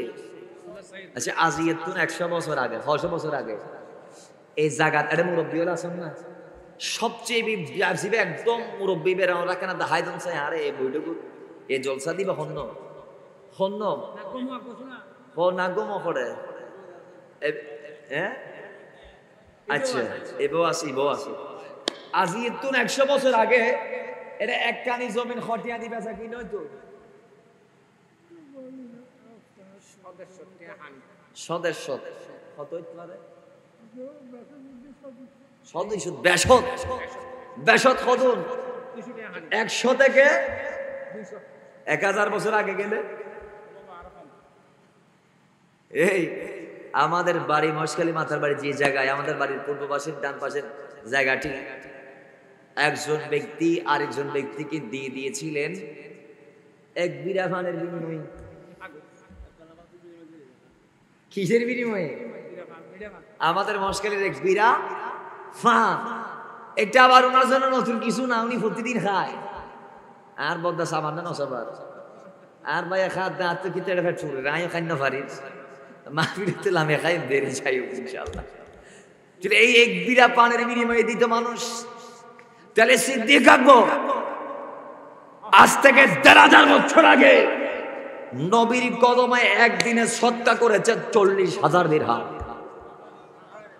কয় হাজার জোরে বলুন কয় হাজার তো গোটা দুনিয়াতে যদি চিরুনি অভিযানের মাধ্যমে তন্ন তন্ন করে তালাশ করেন তার মতো দ্বিতীয় আশিক রাসূল পাওয়া যাবে জোরে বলুন পাওয়া যাবে মুহাব্বতে পাওয়া যাবে ইমানি জজবানি পাওয়া যাবে না পাওয়া যাবে না বিদায় ওই ব্যক্তির কোন মেসাল দুনিয়ার কারো দিয়ে হবে না এজন্য রাসূল বলছে উম্মত আমি তোমাদের উপর ওয়াজিব করে দিলাম তাকে ভালোবাসাটা সুবহানাল্লাহ বাবার আমার কেমন মকবুল তিনি হয়েছে নবীর কদমে ও দুনিয়ার মানুষ সিদ্দিক আকবর রাদিয়াল্লাহু তাআলা কেমন মকবুল যে ব্যক্তি আল্লাহ নবীর হিজরতের সঙ্গী নবী আগে তাকে বলে রেখেছিলেন সিদ্দিক আকবর মক্কার পরিস্থিতি ভালো না আমি হিজরত করতে পারি প্রস্তুতি নিবা প্রস্তুত থাকিও কোন একটা রাতের অন্ধকারে আমরা দুজন মিলে চলে যাব অন্য বর্ণনার মধ্যে এসেছে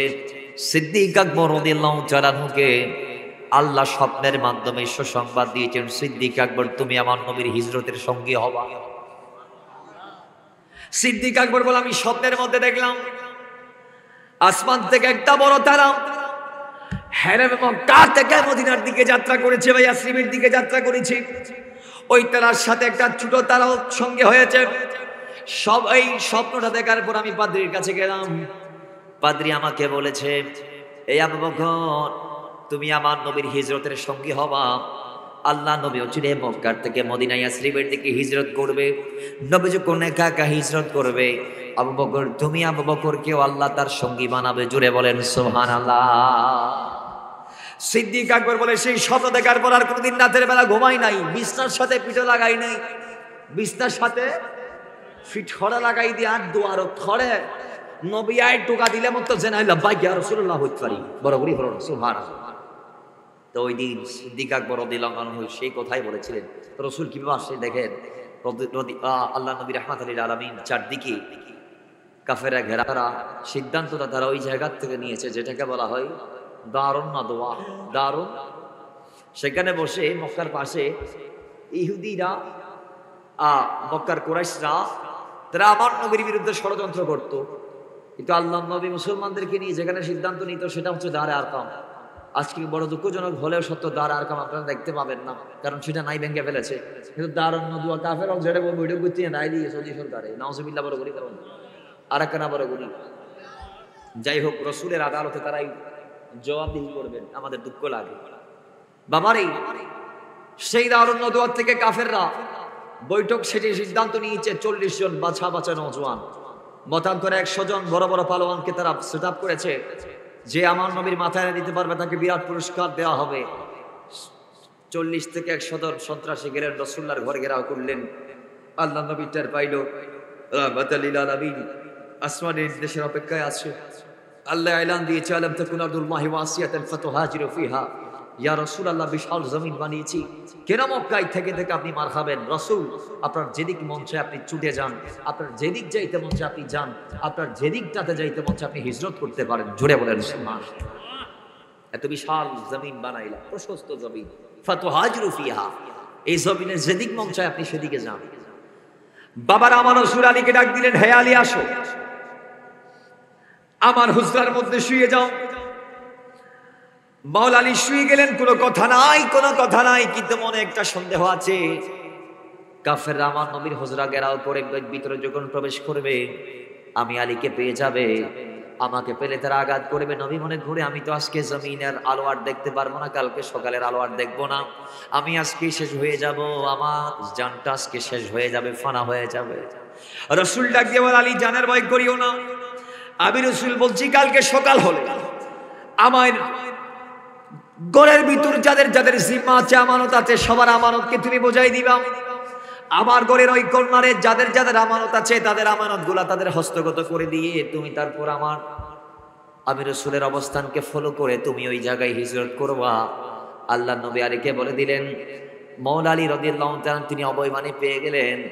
মাওলা আলী এবার বলতেছে মনে মনে, রসুল যেহেতু বলেছে আগামীকালকে সকাল হওয়ার পরে এটা করবা, তো রসুল যখন বলে দিয়েছে এটা সত্যই সত্য হবে।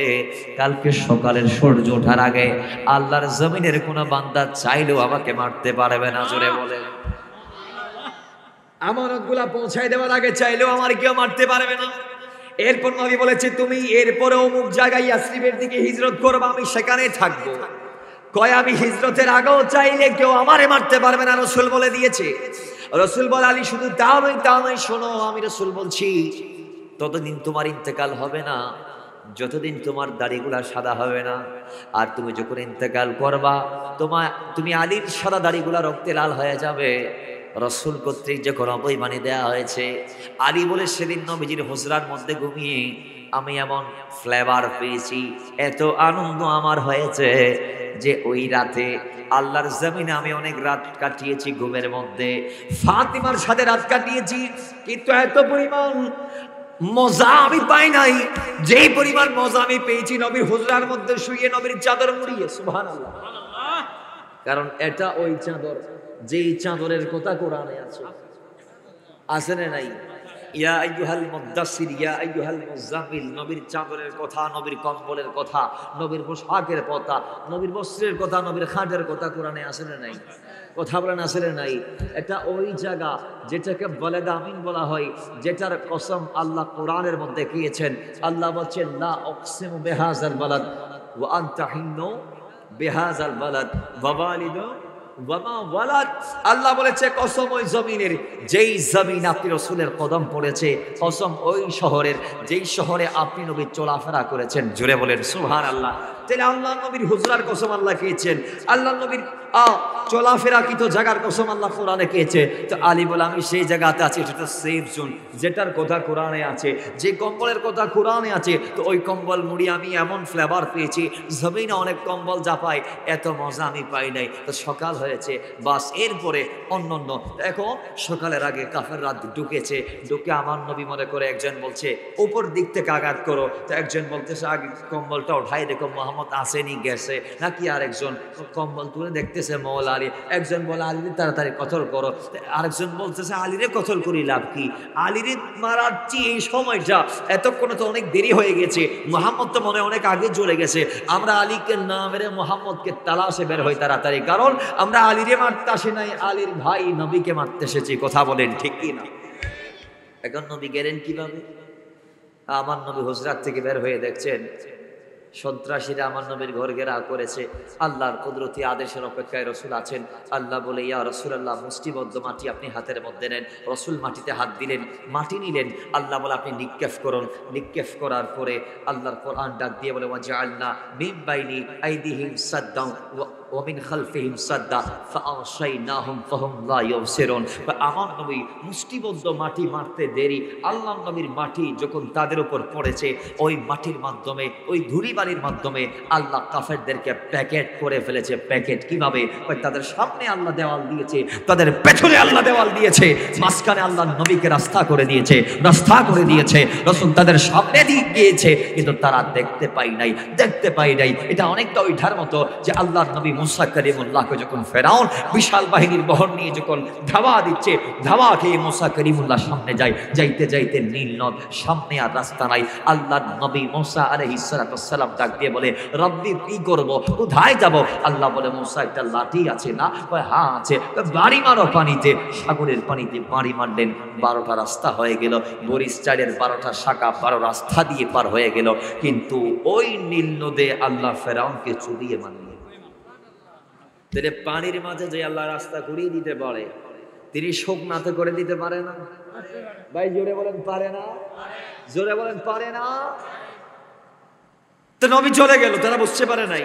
একজন আসি কয়, তোমার আঙ্গুলি কে দেখো দে হাল্লাই কি রে দে নবীর ঘর সৈদনের দায়িত্ব লয় নাকি তোমারা হদে না? তো কি রে দে হদারা মোহাম্মদ রাতি হাজত সারি বেলাই বাইরে দিয়ে অপেক্ষায় আসি, ইবে বাইরে হলে মতো আর কত করি বেলাই হদ হাই রে তোমারা দিল্লে বোকা, ইবে তোমারা সামনে দিকে তোমরা কইন পারো সোমাল্লা পড়ো তুই তারা দেখা দি তারা মাথার মাঝে বেগিন তুই ও মারে এম করে যেতে মাথা থাক দিকে, তারপরে মাথা দিতে বেগিন কি এর মাথন না বেতাত বেগিন কি মাথা। এবার যাইতে যাইতে তারা আন্ন করে ফলো করে সামনে আগানো শুরু করছে, এক একজন এক এক পথ দিয়ে যাইতে যাইতে যাইতে যাইতে সুরাকা বিন মালিক ওই আমার নবীকে ফলো করতে করতে প্রায় কাছে কাছে চলে আসছে। সিদ্দিক আকবর ডাক দিয়ে কয়, ইয়া রাসূলুল্লাহ সুরাকা। নবী বলে, সমস্যা নাই। আর একটু গেলেন, ইয়া রাসূলুল্লাহ সুরাকা, আর একটু সামনে যায় গেলেন। সিদ্দিক আকবর বলে, নবীরে আরাতে দূরে ফেল আর অনেক কি ঘুরিবেন গরম না। তো নবী পিছন ফিরে দেখতেছে সুরাকা একদম কাছে চলে আসছে। আল্লাহ নবী মাটির দিকে ইশারা করলেন, মাটি 2 ভাগ হয়ে সুরাকাকে খেয়ে ফেলেছে। ঘোড়া সহ ঢুকে গেছে, নিজের মাথাও মাটির উপর। সুরাকা ডাক দিয়ে কয়, ইয়া রাসূলুল্লাহ আমি বুঝতে পারি নাই। আমি জোরে বলুন, আমি বুঝতে পারি নাই। নবীরে আমরা মাফ করে দেন। আপনি যদি আমরা মাফ করেন, আমি কাফেরদেরকে অন্ধ বানিয়ে দেব। কি বানিয়ে দিব? অন্ধ কেমনে বানাবো? কয় আমি এই জায়গায় দাঁড়িয়ে থাকবো, কাফেররা আসবে আপনার কদম নকশা ফলো করে করে। তা আমি বললো, তোমরা কি জন্য আসছো? ওই মোহাম্মদকে তালাশ করতে করতে। আমি বললাম, মোহাম্মদ তো এই রাস্তা দিয়ে গেছে। তখন তারা পথ হারিয়ে ফেলবে। ইয়া রাসূলুল্লাহ আপনি যদি আমাকে মাফ করেন, আমি আপনার এই উপকারটা করব। তখন রাসূল মাটিকে নির্দেশ দিলেন, মাটি সুরাকাকে বের করে দাও। সুরাকা তৎক্ষণাৎ মাটি আল্লাহর নবীর হুকুম পেয়ে রাসূলের নির্দেশ মান্য করেছে, সুরাকাকে মাটির উপর তুলে দিয়েছে। এবং সেদিন সুরাকা সেই রাস্তার জনপদে নবীর দারোয়ানের দায়িত্ব পালন করেছিল। জোরে বলেন সুবহানাল্লাহ। সেই রাতে রাসূলের সাথে যিনি ছিলেন তার নাম সিদ্দিক আকবর। নবী গিয়ে একটা টোকা, প্রথম টোকাতেই ভিতর থেকে সিদ্দিক আকবর বলে, ইয়া রাসূলুল্লাহ আমি প্রস্তুত আছি। নবী বলে, টোকা দিলাম নামদুরি নাই। সিদ্দিক আকবর উঠো এটাও বলি নাই। সিদ্দিক আকবর জেগে আছো কি এটাও বলি নাই। ও সিদ্দিক কোথায় এটাও বলি নাই। কেমনে সম্ভব হলো আবু বকর? তুমি কেমনে বুঝতে পারলা আমি রাসূল তোমাকে ডাক দিয়েছি এটা? ইয়া রাসূলুল্লাহ কেমনে বুঝতে পারবো না বলুন? আল্লাহ আপনার মাধ্যমে আমাকে একবার ইলান দিয়েছেন, আবার আমাকে স্বপ্ন যুগে দেখিয়ে দিয়েছেন। তো ইয়া রাসূলুল্লাহ এই রাতে আপনি রাসূল ছাড়া আর আমাকে কে ডাকার জন্য আসবে? আমি জানি আপনি রাসূল বলেছেন রাতের কোন একটা অন্ধকারে এই মক্কাবাসীর আযাব থেকে মুক্ত হওয়ার লক্ষ্যে আমরা হিজরত করব। আবু বকর রেডি থাকি। ইয়া রাসূলুল্লাহ খোদা কি কসম সেদিন থেকে একটা সেকেন্ডের জন্য রাতে আমি ঘুমাই নাই। জোরে বলে সুবহানাল্লাহ। বাবারে আমার সিদ্দিক আকবর আবার নবীর সঙ্গে হয়ে গেলেন। ভূপৃষ্ঠের থেকে ১,৫০০ মাইল উপরে, ১,৫০০ ফিট উপরে, ১,৫০০ ফিট না ১,৫০০ মিটার। কয় হাজার মিটার? এত লম্বা চওড়া পাহাড়। আল্লাহ নবীর নূরানি জবান দিয়ে বলতে আমরা শুনেছি যে সিদ্দিক আকবর সেদিন আমি নবীকে গারে সওরের চূড়ায় নিয়ে এসেছে, তার পিঠে করে কখনো সামনে রেখেছে, কখনো পিঠে নিয়েছে, কখনো ডানে কখনো বামে। সিদ্দিক আকবর এইভাবে নিয়েছে। এক পর্যায়ে গিয়ে সিদ্দিক আকবর অনুভব করতে পারলেন আমি রাসূল পা মুবারকের মধ্যে আঘাত পেয়েছি। তৎক্ষণাৎ সে আর আমার মাটিতে হাঁটতে দেয় নাই, কাঁধে তুলে নিয়েছিল। সুবহানাল্লাহ। আরেকটু জোরে বলুন। আরেক বর্ণনার মধ্যে আসছি সিদ্দিক আকবর ডাক দিয়ে বলে, ইয়া রাসূলুল্লাহ নবীর দোহাই লাগে আপনি হাঁটবেন না, আপনি এই পাথরের উপর হেঁটে হেঁটে পাহাড়ের চূড়ায় আসবেন না। ইয়া রাসূলুল্লাহ আপনার কদম এমন একটি কদম যে কদম পাথরে পড়ে গেলে পাথর তোলার মতো নরম হয়ে যায়। পাথরে আপনার কদমের নকশা লেগে যায়। ইয়া রাসূলুল্লাহ, ও নবী, আপনাকে পাথরেও চিনে, আপনাকে পাহাড়েও চিনে। ইয়া রাসূলুল্লাহ, আপনি রাসূল কদমটা যেদিকে দেন নবীর সেদিকের মাটিগুলা নরম হয়ে যায়, কাঁটাযুক্ত গাছগুলো আপনার জন্য ফুলের মতো হয়ে যায়, রাসূলের পাথরগুলো আপনার জন্য মোমের মতো গলে যায়। ইয়া রাসূলুল্লাহি, ও মদিনাওয়ালা রাহমাতাল লিল আলামিন, ওগো আল্লাহর নবী, আপনি দোহাই লাগে পাথরে কদম দিবেন না। ইয়া রাসূলুল্লাহ, আপনার কদম লাগলে মানুষ বুঝতে পারবে আপনি আর আমি এদিকে গিয়েছি। রাসূলের জন্য আপনি আমার পিঠ উঠে যান। তো আল্লাহর নবী কি সেদিন যে ব্যক্তি পিঠের মধ্যে নিয়ে ১,৫০০ মিটার পথ পাড়ি দিয়েছেন, তার নাম সিদ্দিক আকবর। তার নাম কি? জোরে বলুন, তিনি কে? সিদ্দিক আকবর। দুনিয়ার মানুষ শুধু তা নয়, এবার পাহাড়ের চূড়ায় উঠে রাহমাতুল লিল আলামিন তাকে নিয়ে কোথায় লুকাবেন, কোথায় যাবেন, কোথায় যাবেন? রাহমাতুল লিল আলামিনের জন্য সিদ্দিক আকবর একটা গুহা আবিষ্কার করলেন, একটা গর্ত বের করলেন। ওই গর্তের মধ্যে ২৭টি গর্ত ছিল, ছোট্ট ছোট্ট, যেগুলা সাপের গর্ত। সিদ্দিক আকবর বলে, ইয়া রাসূলুল্লাহি, ও নবী রে, রাসূল আপনি আগে নামবেন না, আগে আমি সিদ্দিক আকবর নামবো। কারণ বিরাট গর্তের ভিতরে ছোট্ট ছোট্ট গর্ত দেখা যায়, বিষাক্ত পোকামাকড় প্রাণী থাকতে পারে, সাপের উপদ্রব থাকতে পারে। রাসূল আপনি নামবেন না, আমি আগে নামবো। এই কথা বলে সিদ্দিক আকবর আগে নামলেন। নিজের চাদর মোবারক ছিঁড়ে ছিঁড়ে রাসূলের জন্য তিনি সাপের ছিদ্রগুলা নাড়তে দিলেন। একটার পর একটা নাড়তে নাড়তে দুইটা গর্তে নিজের 2 পা দিয়ে দিলেন। বাবারা আমার, এবার সিদ্দিক আকবর দুজান হয়ে বসে গেলেন। আল্লাহর নবীকে ডাক দিলেন, ইয়া রাসূলুল্লাহ, আসুন আল্লাহর নবী, আমি আপনার জন্য বিছানা হয়ে গেলাম, আপনি আপনার নূরানি সেরে পাক আমার উপর রাখেন। আল্লাহর নবী রাহমাতুল লিল আলামিন এবার সিদ্দিক আকবরের কুল মোবারকের মধ্যে নিজের সেরে পাক রাখলেন। রাখার পর আল্লাহর নবী শুইলেন। সিদ্দিক আকবর আজকে অনেক আনন্দ ফিল করছে। আজকে সিদ্দিক আকবর মহা খুশি। আল্লাহর নবীর নূরানি মাথা মোবারক, যেই মাথা তার তো তুলনা নাই। রাসূলে পাকের নূরানি রওজার মাটির তুলনা আমি দিচ্ছি। 4 মাযহাবের ইমাম একমত হয়েছে এই কথার উপরে, ইন্না রাওদাতান নবী সাল্লাল্লাহু আলাইহি ওয়াসাল্লাম আফদালু মিন কাবাতিল মুশাররাফা ওয়া আফদালু মিন আরশিল মুআল্লাম। আল্লাহ নবীর নূরানি হুজরা মুবারকের মাটির ধুলিবালির মর্যাদা সম্পর্কে 4 মাযহাবের ইমাম এই কথার উপর একমত হয়েছে। ওই যে জায়গায় আল্লাহ নবীর নূরানির দেহ মুবারক আছে, ওই জায়গার মাটির মর্যাদা খানে কাবার চেয়ে বেশি, আল্লাহর নূর আরশের চেয়ে বেশি। এবার আল্লাহর নবীর মাথা মুবারক লেগে আরশির চেয়ে যদি মাথার নিচে লাগানো মাটি, ওই রওজার মাটির দাম যদি এমন ভাবে বেড়ে যায়, ওই মাথা, যেই মাথাতে মাটি লেগেছে তার দাম যদি এত বেশি হয়, তাহলে মাথার দাম কত বেশি হবে। সিদ্দিক আকবর বলে, সেই মাথা আমার কোলের মধ্যে রাসূল রেখেছে, আমি অনেক মহা খুশি। আল্লাহর নবী রাহমাতুল লিল আলামিন এবার সের পাক রেখে ঘুমাইলেন। ঘুমের মধ্যে আল্লাহ নবী চলে গেলেন। একটু পরে সিদ্দিক আকবর কন্দ্রনত অবস্থায় তার নিজের অজান্তে একটা চোখের ফোঁটা রাসূলের পাকের চেহারার মধ্যে পড়ে গেল। আল্লাহর নবী তৎক্ষণাৎ চোখ খুলে ফেললেন। ডাক দিয়ে বললেন, বকর, তুমি কি কষ্ট পেয়েছো? সিদ্দিক আকবর বলে, ইয়া রাসূলুল্লাহ, আমি কষ্ট পাই নাই। আবু বকর কাঁদার কারণ কি তাইলে? রাসূল রে, ও নবী, ইয়া রাসূলুল্লাহ, আমার পায়ের নিচে সাপ দংশন করেছে। জোরে বলেন। আমাকে সাপ কামড় দিয়েছি। রাসূল, আমি কামড় কেউ কিচ্ছু বলি নাই, ওফ বলি নাই, আহ বলি নাই, হায়রে বলি নাই, কোন একটা শব্দ আমি করি নাই। কারণ আল্লাহ বলেছে, আল্লাহ রাসূলের সম্মানার্থে নিজের জীবনটাকেও বাঁচিতে রাখতে হবে। এজন্য আমি রাসূল সাপের কামড়ে কি আমি আপনাকে বলি নাই, আপনার ঘুম ভাঙ্গাই নাই। ইয়া রাসূলুল্লাহ, আপনি নবীর ঘুমকে রক্ষা করতে গিয়ে সেদিন সাইয়্যিদিনা হযরত জিবরাইল আলাইহিস সালাম দাঁড়িয়েছিল, ঘন্টার পর ঘন্টা দাঁড়িয়েছিল, ঘন্টার পর ঘন্টা দাঁড়িয়েছিল। ইয়া রাসূলুল্লাহ, আমি কেমন আপনার ওই ঘুমকে ভাঙাবো? আল্লাহর নবী রাহমাতুল লিল আলামিন ডাক দিয়ে বলে, তাহলে কাদার কারণ কই? সাপ আমাকে কামড় দিয়েছে। রাসূল, সাপের কামড় কেউ চোখের পানি ফালাই নাই, নিজের অজান্তে বিষগুলা চারদিকে ছড়িয়ে গিয়েছে, আমার অজান্তে চোখের পানি ঝরেছে।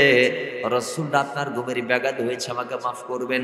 এখন সিদ্দিক আকবরকে রাহমাতুল লিল আলামিন ডাক দিয়ে বলে, এই আবু বকর, মাপের কথা পড়ে আবু বকর এদিকে আনো, তোমার পাটা আমাকে দাও, আমি তোমার পায়ের আঘাতটা সারাই দিতে চাই। জোরে বলেন, আরো জোরে বলেন।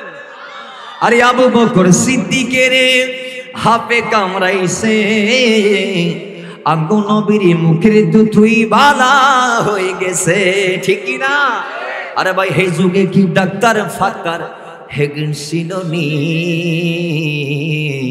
বিজ্ঞানীদের বিজ্ঞানী আঙ্গু নবীজি, ঠিক কি না? জবান খুলে ঠিক কি না?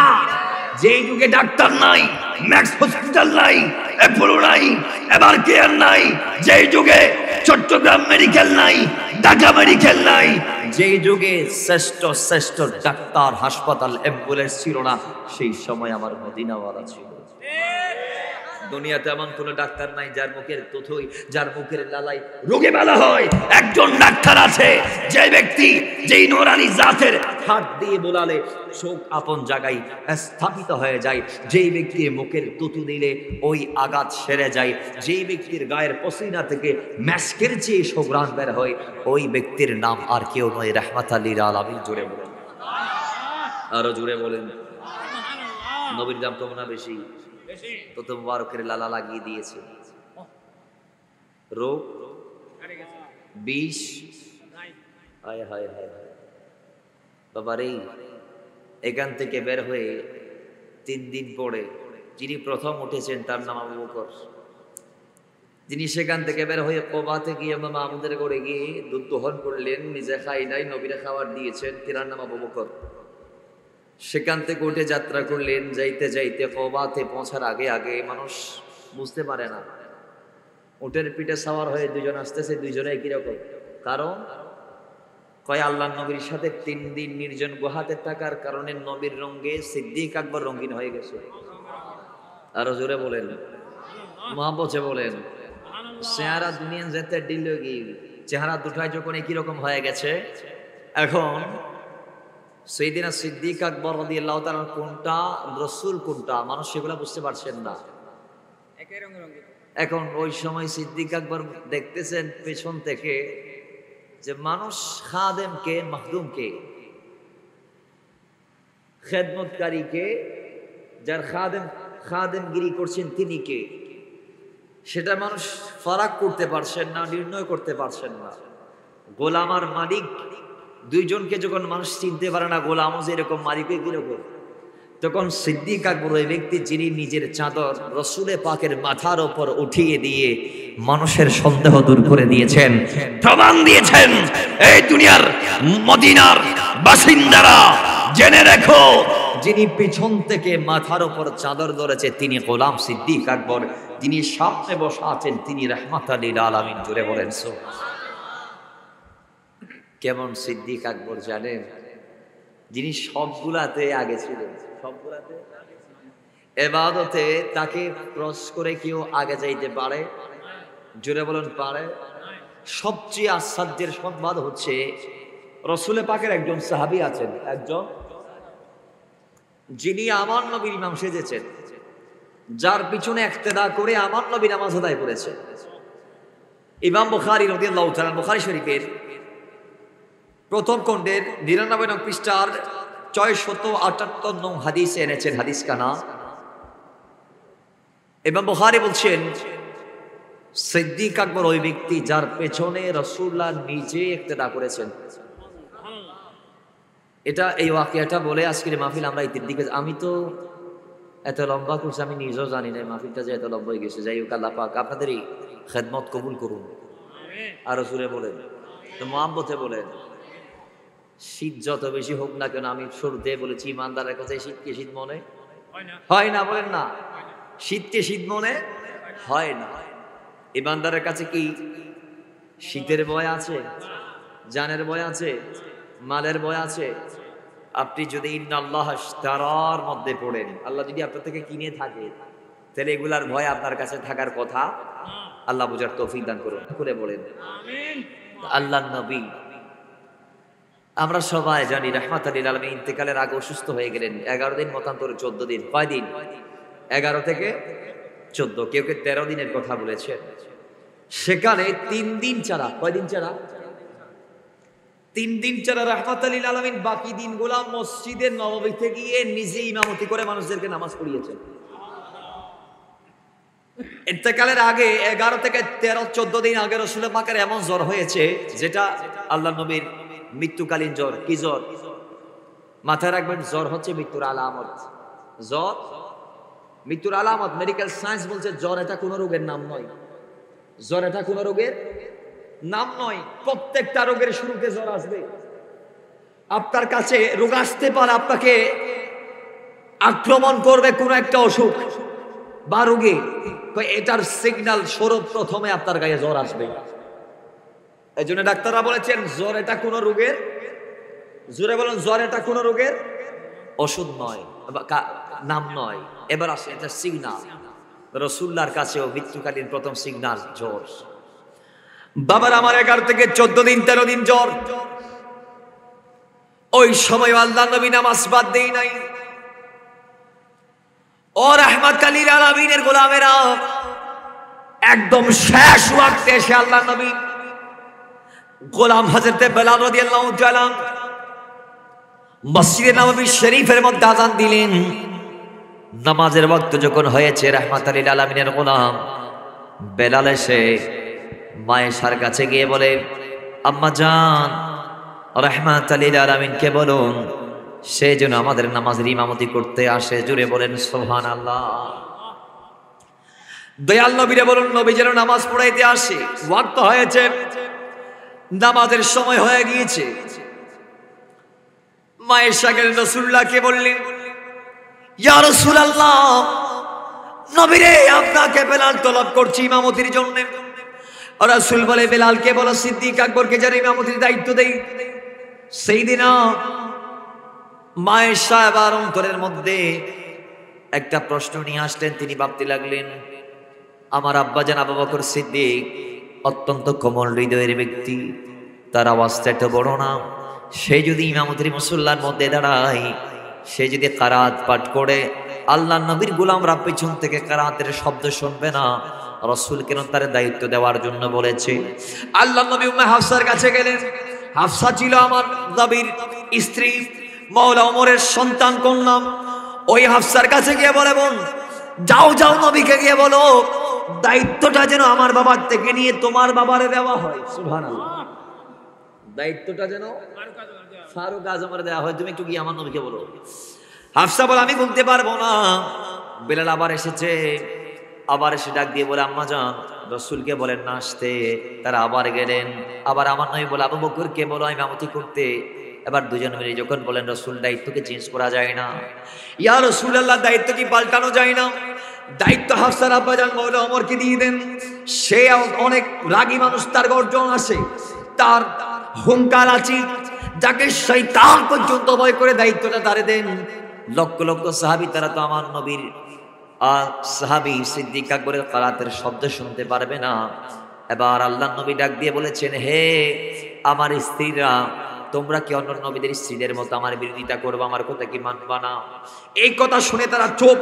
ডাইরেক্ট গিয়ে বলে, এই বেলাল যাও, আমার আব্বা সিদ্দিক আকবরকে নামাজের ইমামতি করতে বলো, কারণ রাসূল কর্তৃক সেই নির্দেশটা দেয়া হয়েছে। সাহাবায়ে কেরাম এটা শুনে জার জার করে কাঁদছেন, হায় রে রাসূল, আজকে প্রথম দিন যিনি আমাদের সাথে থাকার পরে ইমামতির মুসল্লায় দাঁড়াইতে পারছেন। তারা বুঝতে পেরেছে রাসূল হয়তো আর বেশি দিন থাকবেন না। বাবারে আমার সিদ্দিক আকবর ইমামতির মুসল্লায় দাঁড়ালো। সাহাবায়ে কেরামের মাঝে কান্নার রোল শোরগোল। নামাজ যিনি পড়াচ্ছি তিনিও কাঁদে, যারা নামাজ পড়ছে তারাও কাঁদছে। এক সময় আল্লাহ নবী সাহাবায়ে কেরামের কান্নার রোল দেখতে পেয়ে, শুনতে পেয়ে, দুজন সাহাবীর কাঁধে ভর দিয়ে রাসূল নিজে টেনে হেসড়ে চলে গেলেন। সিদ্দিক আকবরের পিছনে গিয়ে দাঁড়ায় গেলেন। সিদ্দিক আকবরের পিছনে সেদিন সোয়াল আমার নবীর সমস্ত সাহাবী প্রত্যেকে ইক্তাদা করে নামাজ আদায় করেছে, আল্লাহ নবী সহ।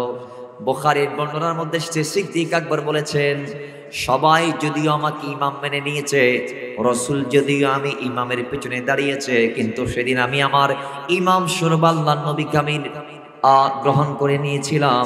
সবাই অনুসরণ করেছে আমি সিদ্দিক আকবরের, আর আমি ইমামতির মুসল্লার থেকে অনুসরণ করেছি আমার মদিনাওয়ালার। জুড়ে বলেন সুবহানাল্লাহ। এই উম্মতের ভিতরে একজন ব্যক্তি আছে যার পিছনে আল্লাহ নবী এক ওয়াক্ত নামাজ ইক্তেদা করেছেন, তিনি হচ্ছে সিদ্দিক আকবর। মাথায় রাখবেন, তিনি ওই জাত, যেই জাতের আগে উম্মতের ভিতর যাওয়াটা কারো পক্ষে পসিবল হয় নাই, হবেও না, কিয়ামতের আগেও কেউ চাইলে পারবে না। ওই ব্যক্তি ডাক দিয়ে বলে, আমি সিদ্দিকের যখন ইন্তেকাল হবে আমার লাশখানা রাসূলুল্লাহর সামনে নিয়ে যাবা, রওজার বাইরে নিয়ে গিয়ে তোমরা ওয়াইট করবা, রওজার তালা যদি অটোমেটিক খুলে যাবি ছাড়া, তাহলে আমার ভিতরে ঢুকাবা। ভিতরে ঢুকানোর পরে রাসূলকে জিজ্ঞেস করবা ডাইরেক্ট, কারণ আমার নবী জিন্দা নবী, হায়াতুন নবী। আল্লাহ নবীকে বলতে আমি শুনেছি, ইন্নাল্লাহা হারামা আলাল আরদি আন তাকুলা আজসাদাল আবিয়া, আল্লাহ মাটিকে হারাম করেছে নবীদের জিসিম খাওয়াটা। মাটি সবার দেহ খাইতে পারলেও নবীদের দেহ খাইতে পারে না। কোরআন বলছে, ওয়ালা তাকুলু লিমান ইউকতালু ফি সাবিলিল্লাহি আমওয়াত বাল আহয়া। কোরআন বলছে, ওয়ালা তাহসাবান্নাল্লাযীনা কুতিলু ফি সাবিলিল্লাহি আমওয়াত বাল আহয়া। এজন্য আশিক বলছে, মুহাম্মদ কে গোলামো কি কফন মে লান হি হোতা। জোরে বলেন সুবহানাল্লাহ। নবী না, নবীর গোলামের কাফনের কাপড় পর্যন্ত জিন্দা। কথা ঠিক কি না? জোরে বলুন ঠিক কি না? বাবারে, সিদ্দিক আকবর নবীর রওজার সামনে নিয়ে গিয়ে জিজ্ঞেস করবা, নবী যদি বলে তো আমার বন্ধুকে আমার সঙ্গে মিলিয়ে দাও, তাহলে তোমরা আমাকে মসজিদ নবীতে দাফন করবা, তাহলে বাইরে আমাকে যেখানে মন চাই তোমাদের ইচ্ছা মতো আমাকে দাফন করিও। এখন গেলেন লাশটা নিয়ে রাসূলুল্লাহ রওজার সামনে নিয়ে যাওয়ার আগে গেটের সামনে যখন নিয়ে গেলেন, অটোমেটিক তালা খুলেছে, ভিতরে প্রবেশ করাইলেন। রাসূলুল্লাহকে বললেন, ইয়া রাসূলুল্লাহ, সংবাদ দিন, বর্ণনা করুন, কি করতে পারি? নবী ডাক দিয়ে বলে, হাবিব আদহিলুল হাবিবা ইলাল হাবিব, বন্ধুকে বন্ধুর সঙ্গী করে দাও। যিনি আমার নবীর সাথে দুনিয়াতে ছিলেন তা নয়, আজও আছেন, কিয়ামতের মাঠেও থাকবেন, জান্নাতেও থাকবেন। সেই সিদ্দিক আকবরের সঙ্গী আমরা হতে চাই কি চাই না? সঙ্গী হতে চাইলে সিদ্দিক আকবর বলেছে, মান আনফাকা দিরহামান আলা কিরাতিন মাউলিদিন নবী সাল্লাল্লাহু আলাইহি ওয়াসাল্লাম কানা রাফিকি ফিল জান্নাহ। কেউ মিলাদুন নবীতে 1 টাকা দিলে সে জান্নাতে আমি সিদ্দিক আকবরের সঙ্গে থাকবে। আল্লাহ আমাদের প্রত্যেকটা মিলাদুন নবীতে শরীক আর শামিল হয়ে যারা মাহফিলের অ্যারেঞ্জ করবে, এদের পাশে দাঁড়িয়ে আমরা যাতে সিদ্দিক আকবরের সঙ্গে হতে পারি, আল্লাহ দুনিয়ার থেকে আমাদেরকে সে মাকামাত হাসিল করে সিদ্দিক আকবরময় হয়ে, সিদ্দিক আকবরের রঙে রঙিন হয়ে, সিদ্দিক আকবরের মুখী হয়ে আল্লাহ আমাদেরকে দুনিয়া থেকে যাওয়ার তৌফিক দান করুক। এই ব্যক্তির প্রত্যেকটা সেকেন্ডকে যদি কোটি ভাগ করা হয়, সেখান থেকে 1 ভাগ যদি নেওয়া হয়, সেই 1 ভাগ আমার করোনা ভাগ করলে আপনি দেখবেন সেই 1 ভাগও সিদ্দিক আকবর নবীকে নিয়ে চিন্তা করেছে, দুনিয়া নিয়ে চিন্তা করে নাই, মা নিয়ে ভাবে নাই, স্ত্রী নিয়ে ভাবে নাই, সন্তান নিয়ে ভাবে নাই। আরে তিনি তো ওই সিদ্দিক আকবর ইসলাম দাখিলে হওয়ার পরে তার সন্তান তার সামনে গিয়ে দাঁড়িয়ে বলে, আব্বাজান, উহুদের ময়দানে, বদরের ময়দানে আমি আপনাকে আমার হাতের পাশে পেয়েছি, আমি চাইলে আপনাকে মারতে পারতাম, কিন্তু বাবা বিদে আমি আপনাকে মারি নাই। আপনি যদি আমার জায়গায় আপনি হতেন, আপনি যদি আপনার হাতের নাগালে আমাকে পাইতেন, আপনি কি করতেন আমি জানতে চাই। সিদ্দিক আকবর বলে, আল্লাহর কসম, ওয়াল্লাহি, হে আমার সন্তান আব্দুর রহমান, তুমি আমার নবীর বিরুদ্ধে যুদ্ধের ময়দানে অবতীর্ণ হওয়ার কারণে আমি তোমাকে সন্তানের পরিচয় দিতাম না, আমার সামনে পেলে আমি তোমাকে কতল করতাম, কারণ আমি তোমার চেয়ে নবীকে বেশি ভালোবাসি। আমাদেরও ভালোবাসার দরকার আছে নাই? আল্লাহ আমাদেরকে সিদ্দিক আকবর সহ, রাসূলুল্লাহ সহ আল্লাহ আমাদেরকে যেইভাবে বলেছে সেইভাবে চলার তৌফিক দান করুন। এই ব্যক্তির জীবনীটা রিচার্জ করবেন, নিজেকে পরিবর্তন করবেন, ওনার ওয়াজ শুনে বাড়াইতে গিয়ে ঘুম মারবেন, বা এই ওয়াজগুলো এখানেই রেখে যাবেন, তাহলে মাহফিল করেও লাভ নাই। এই মাহফিলগুলো এক একটা মাহফিল হতে হবে আমাদের এক একজনের হেদায়তের রাস্তা, এক একটা মাহফিল হতে হবে হেদায়তের এক একটি উৎস, এক একটা মাহফিল আমাদের হতে হবে, করতে হবে এমনভাবে যাতে মাহফিলগুলো আমাদের জীবনে যুগান্তকারী ঘটনা নিয়ে আসে, আমাদের জীবন যেন পরিবর্তনকারী হিসেবে আল্লাহ এই এক একটি মাহফিলগুলোকে কবুল আর মঞ্জুর করে নেই। সবাই পড়ি আমিন।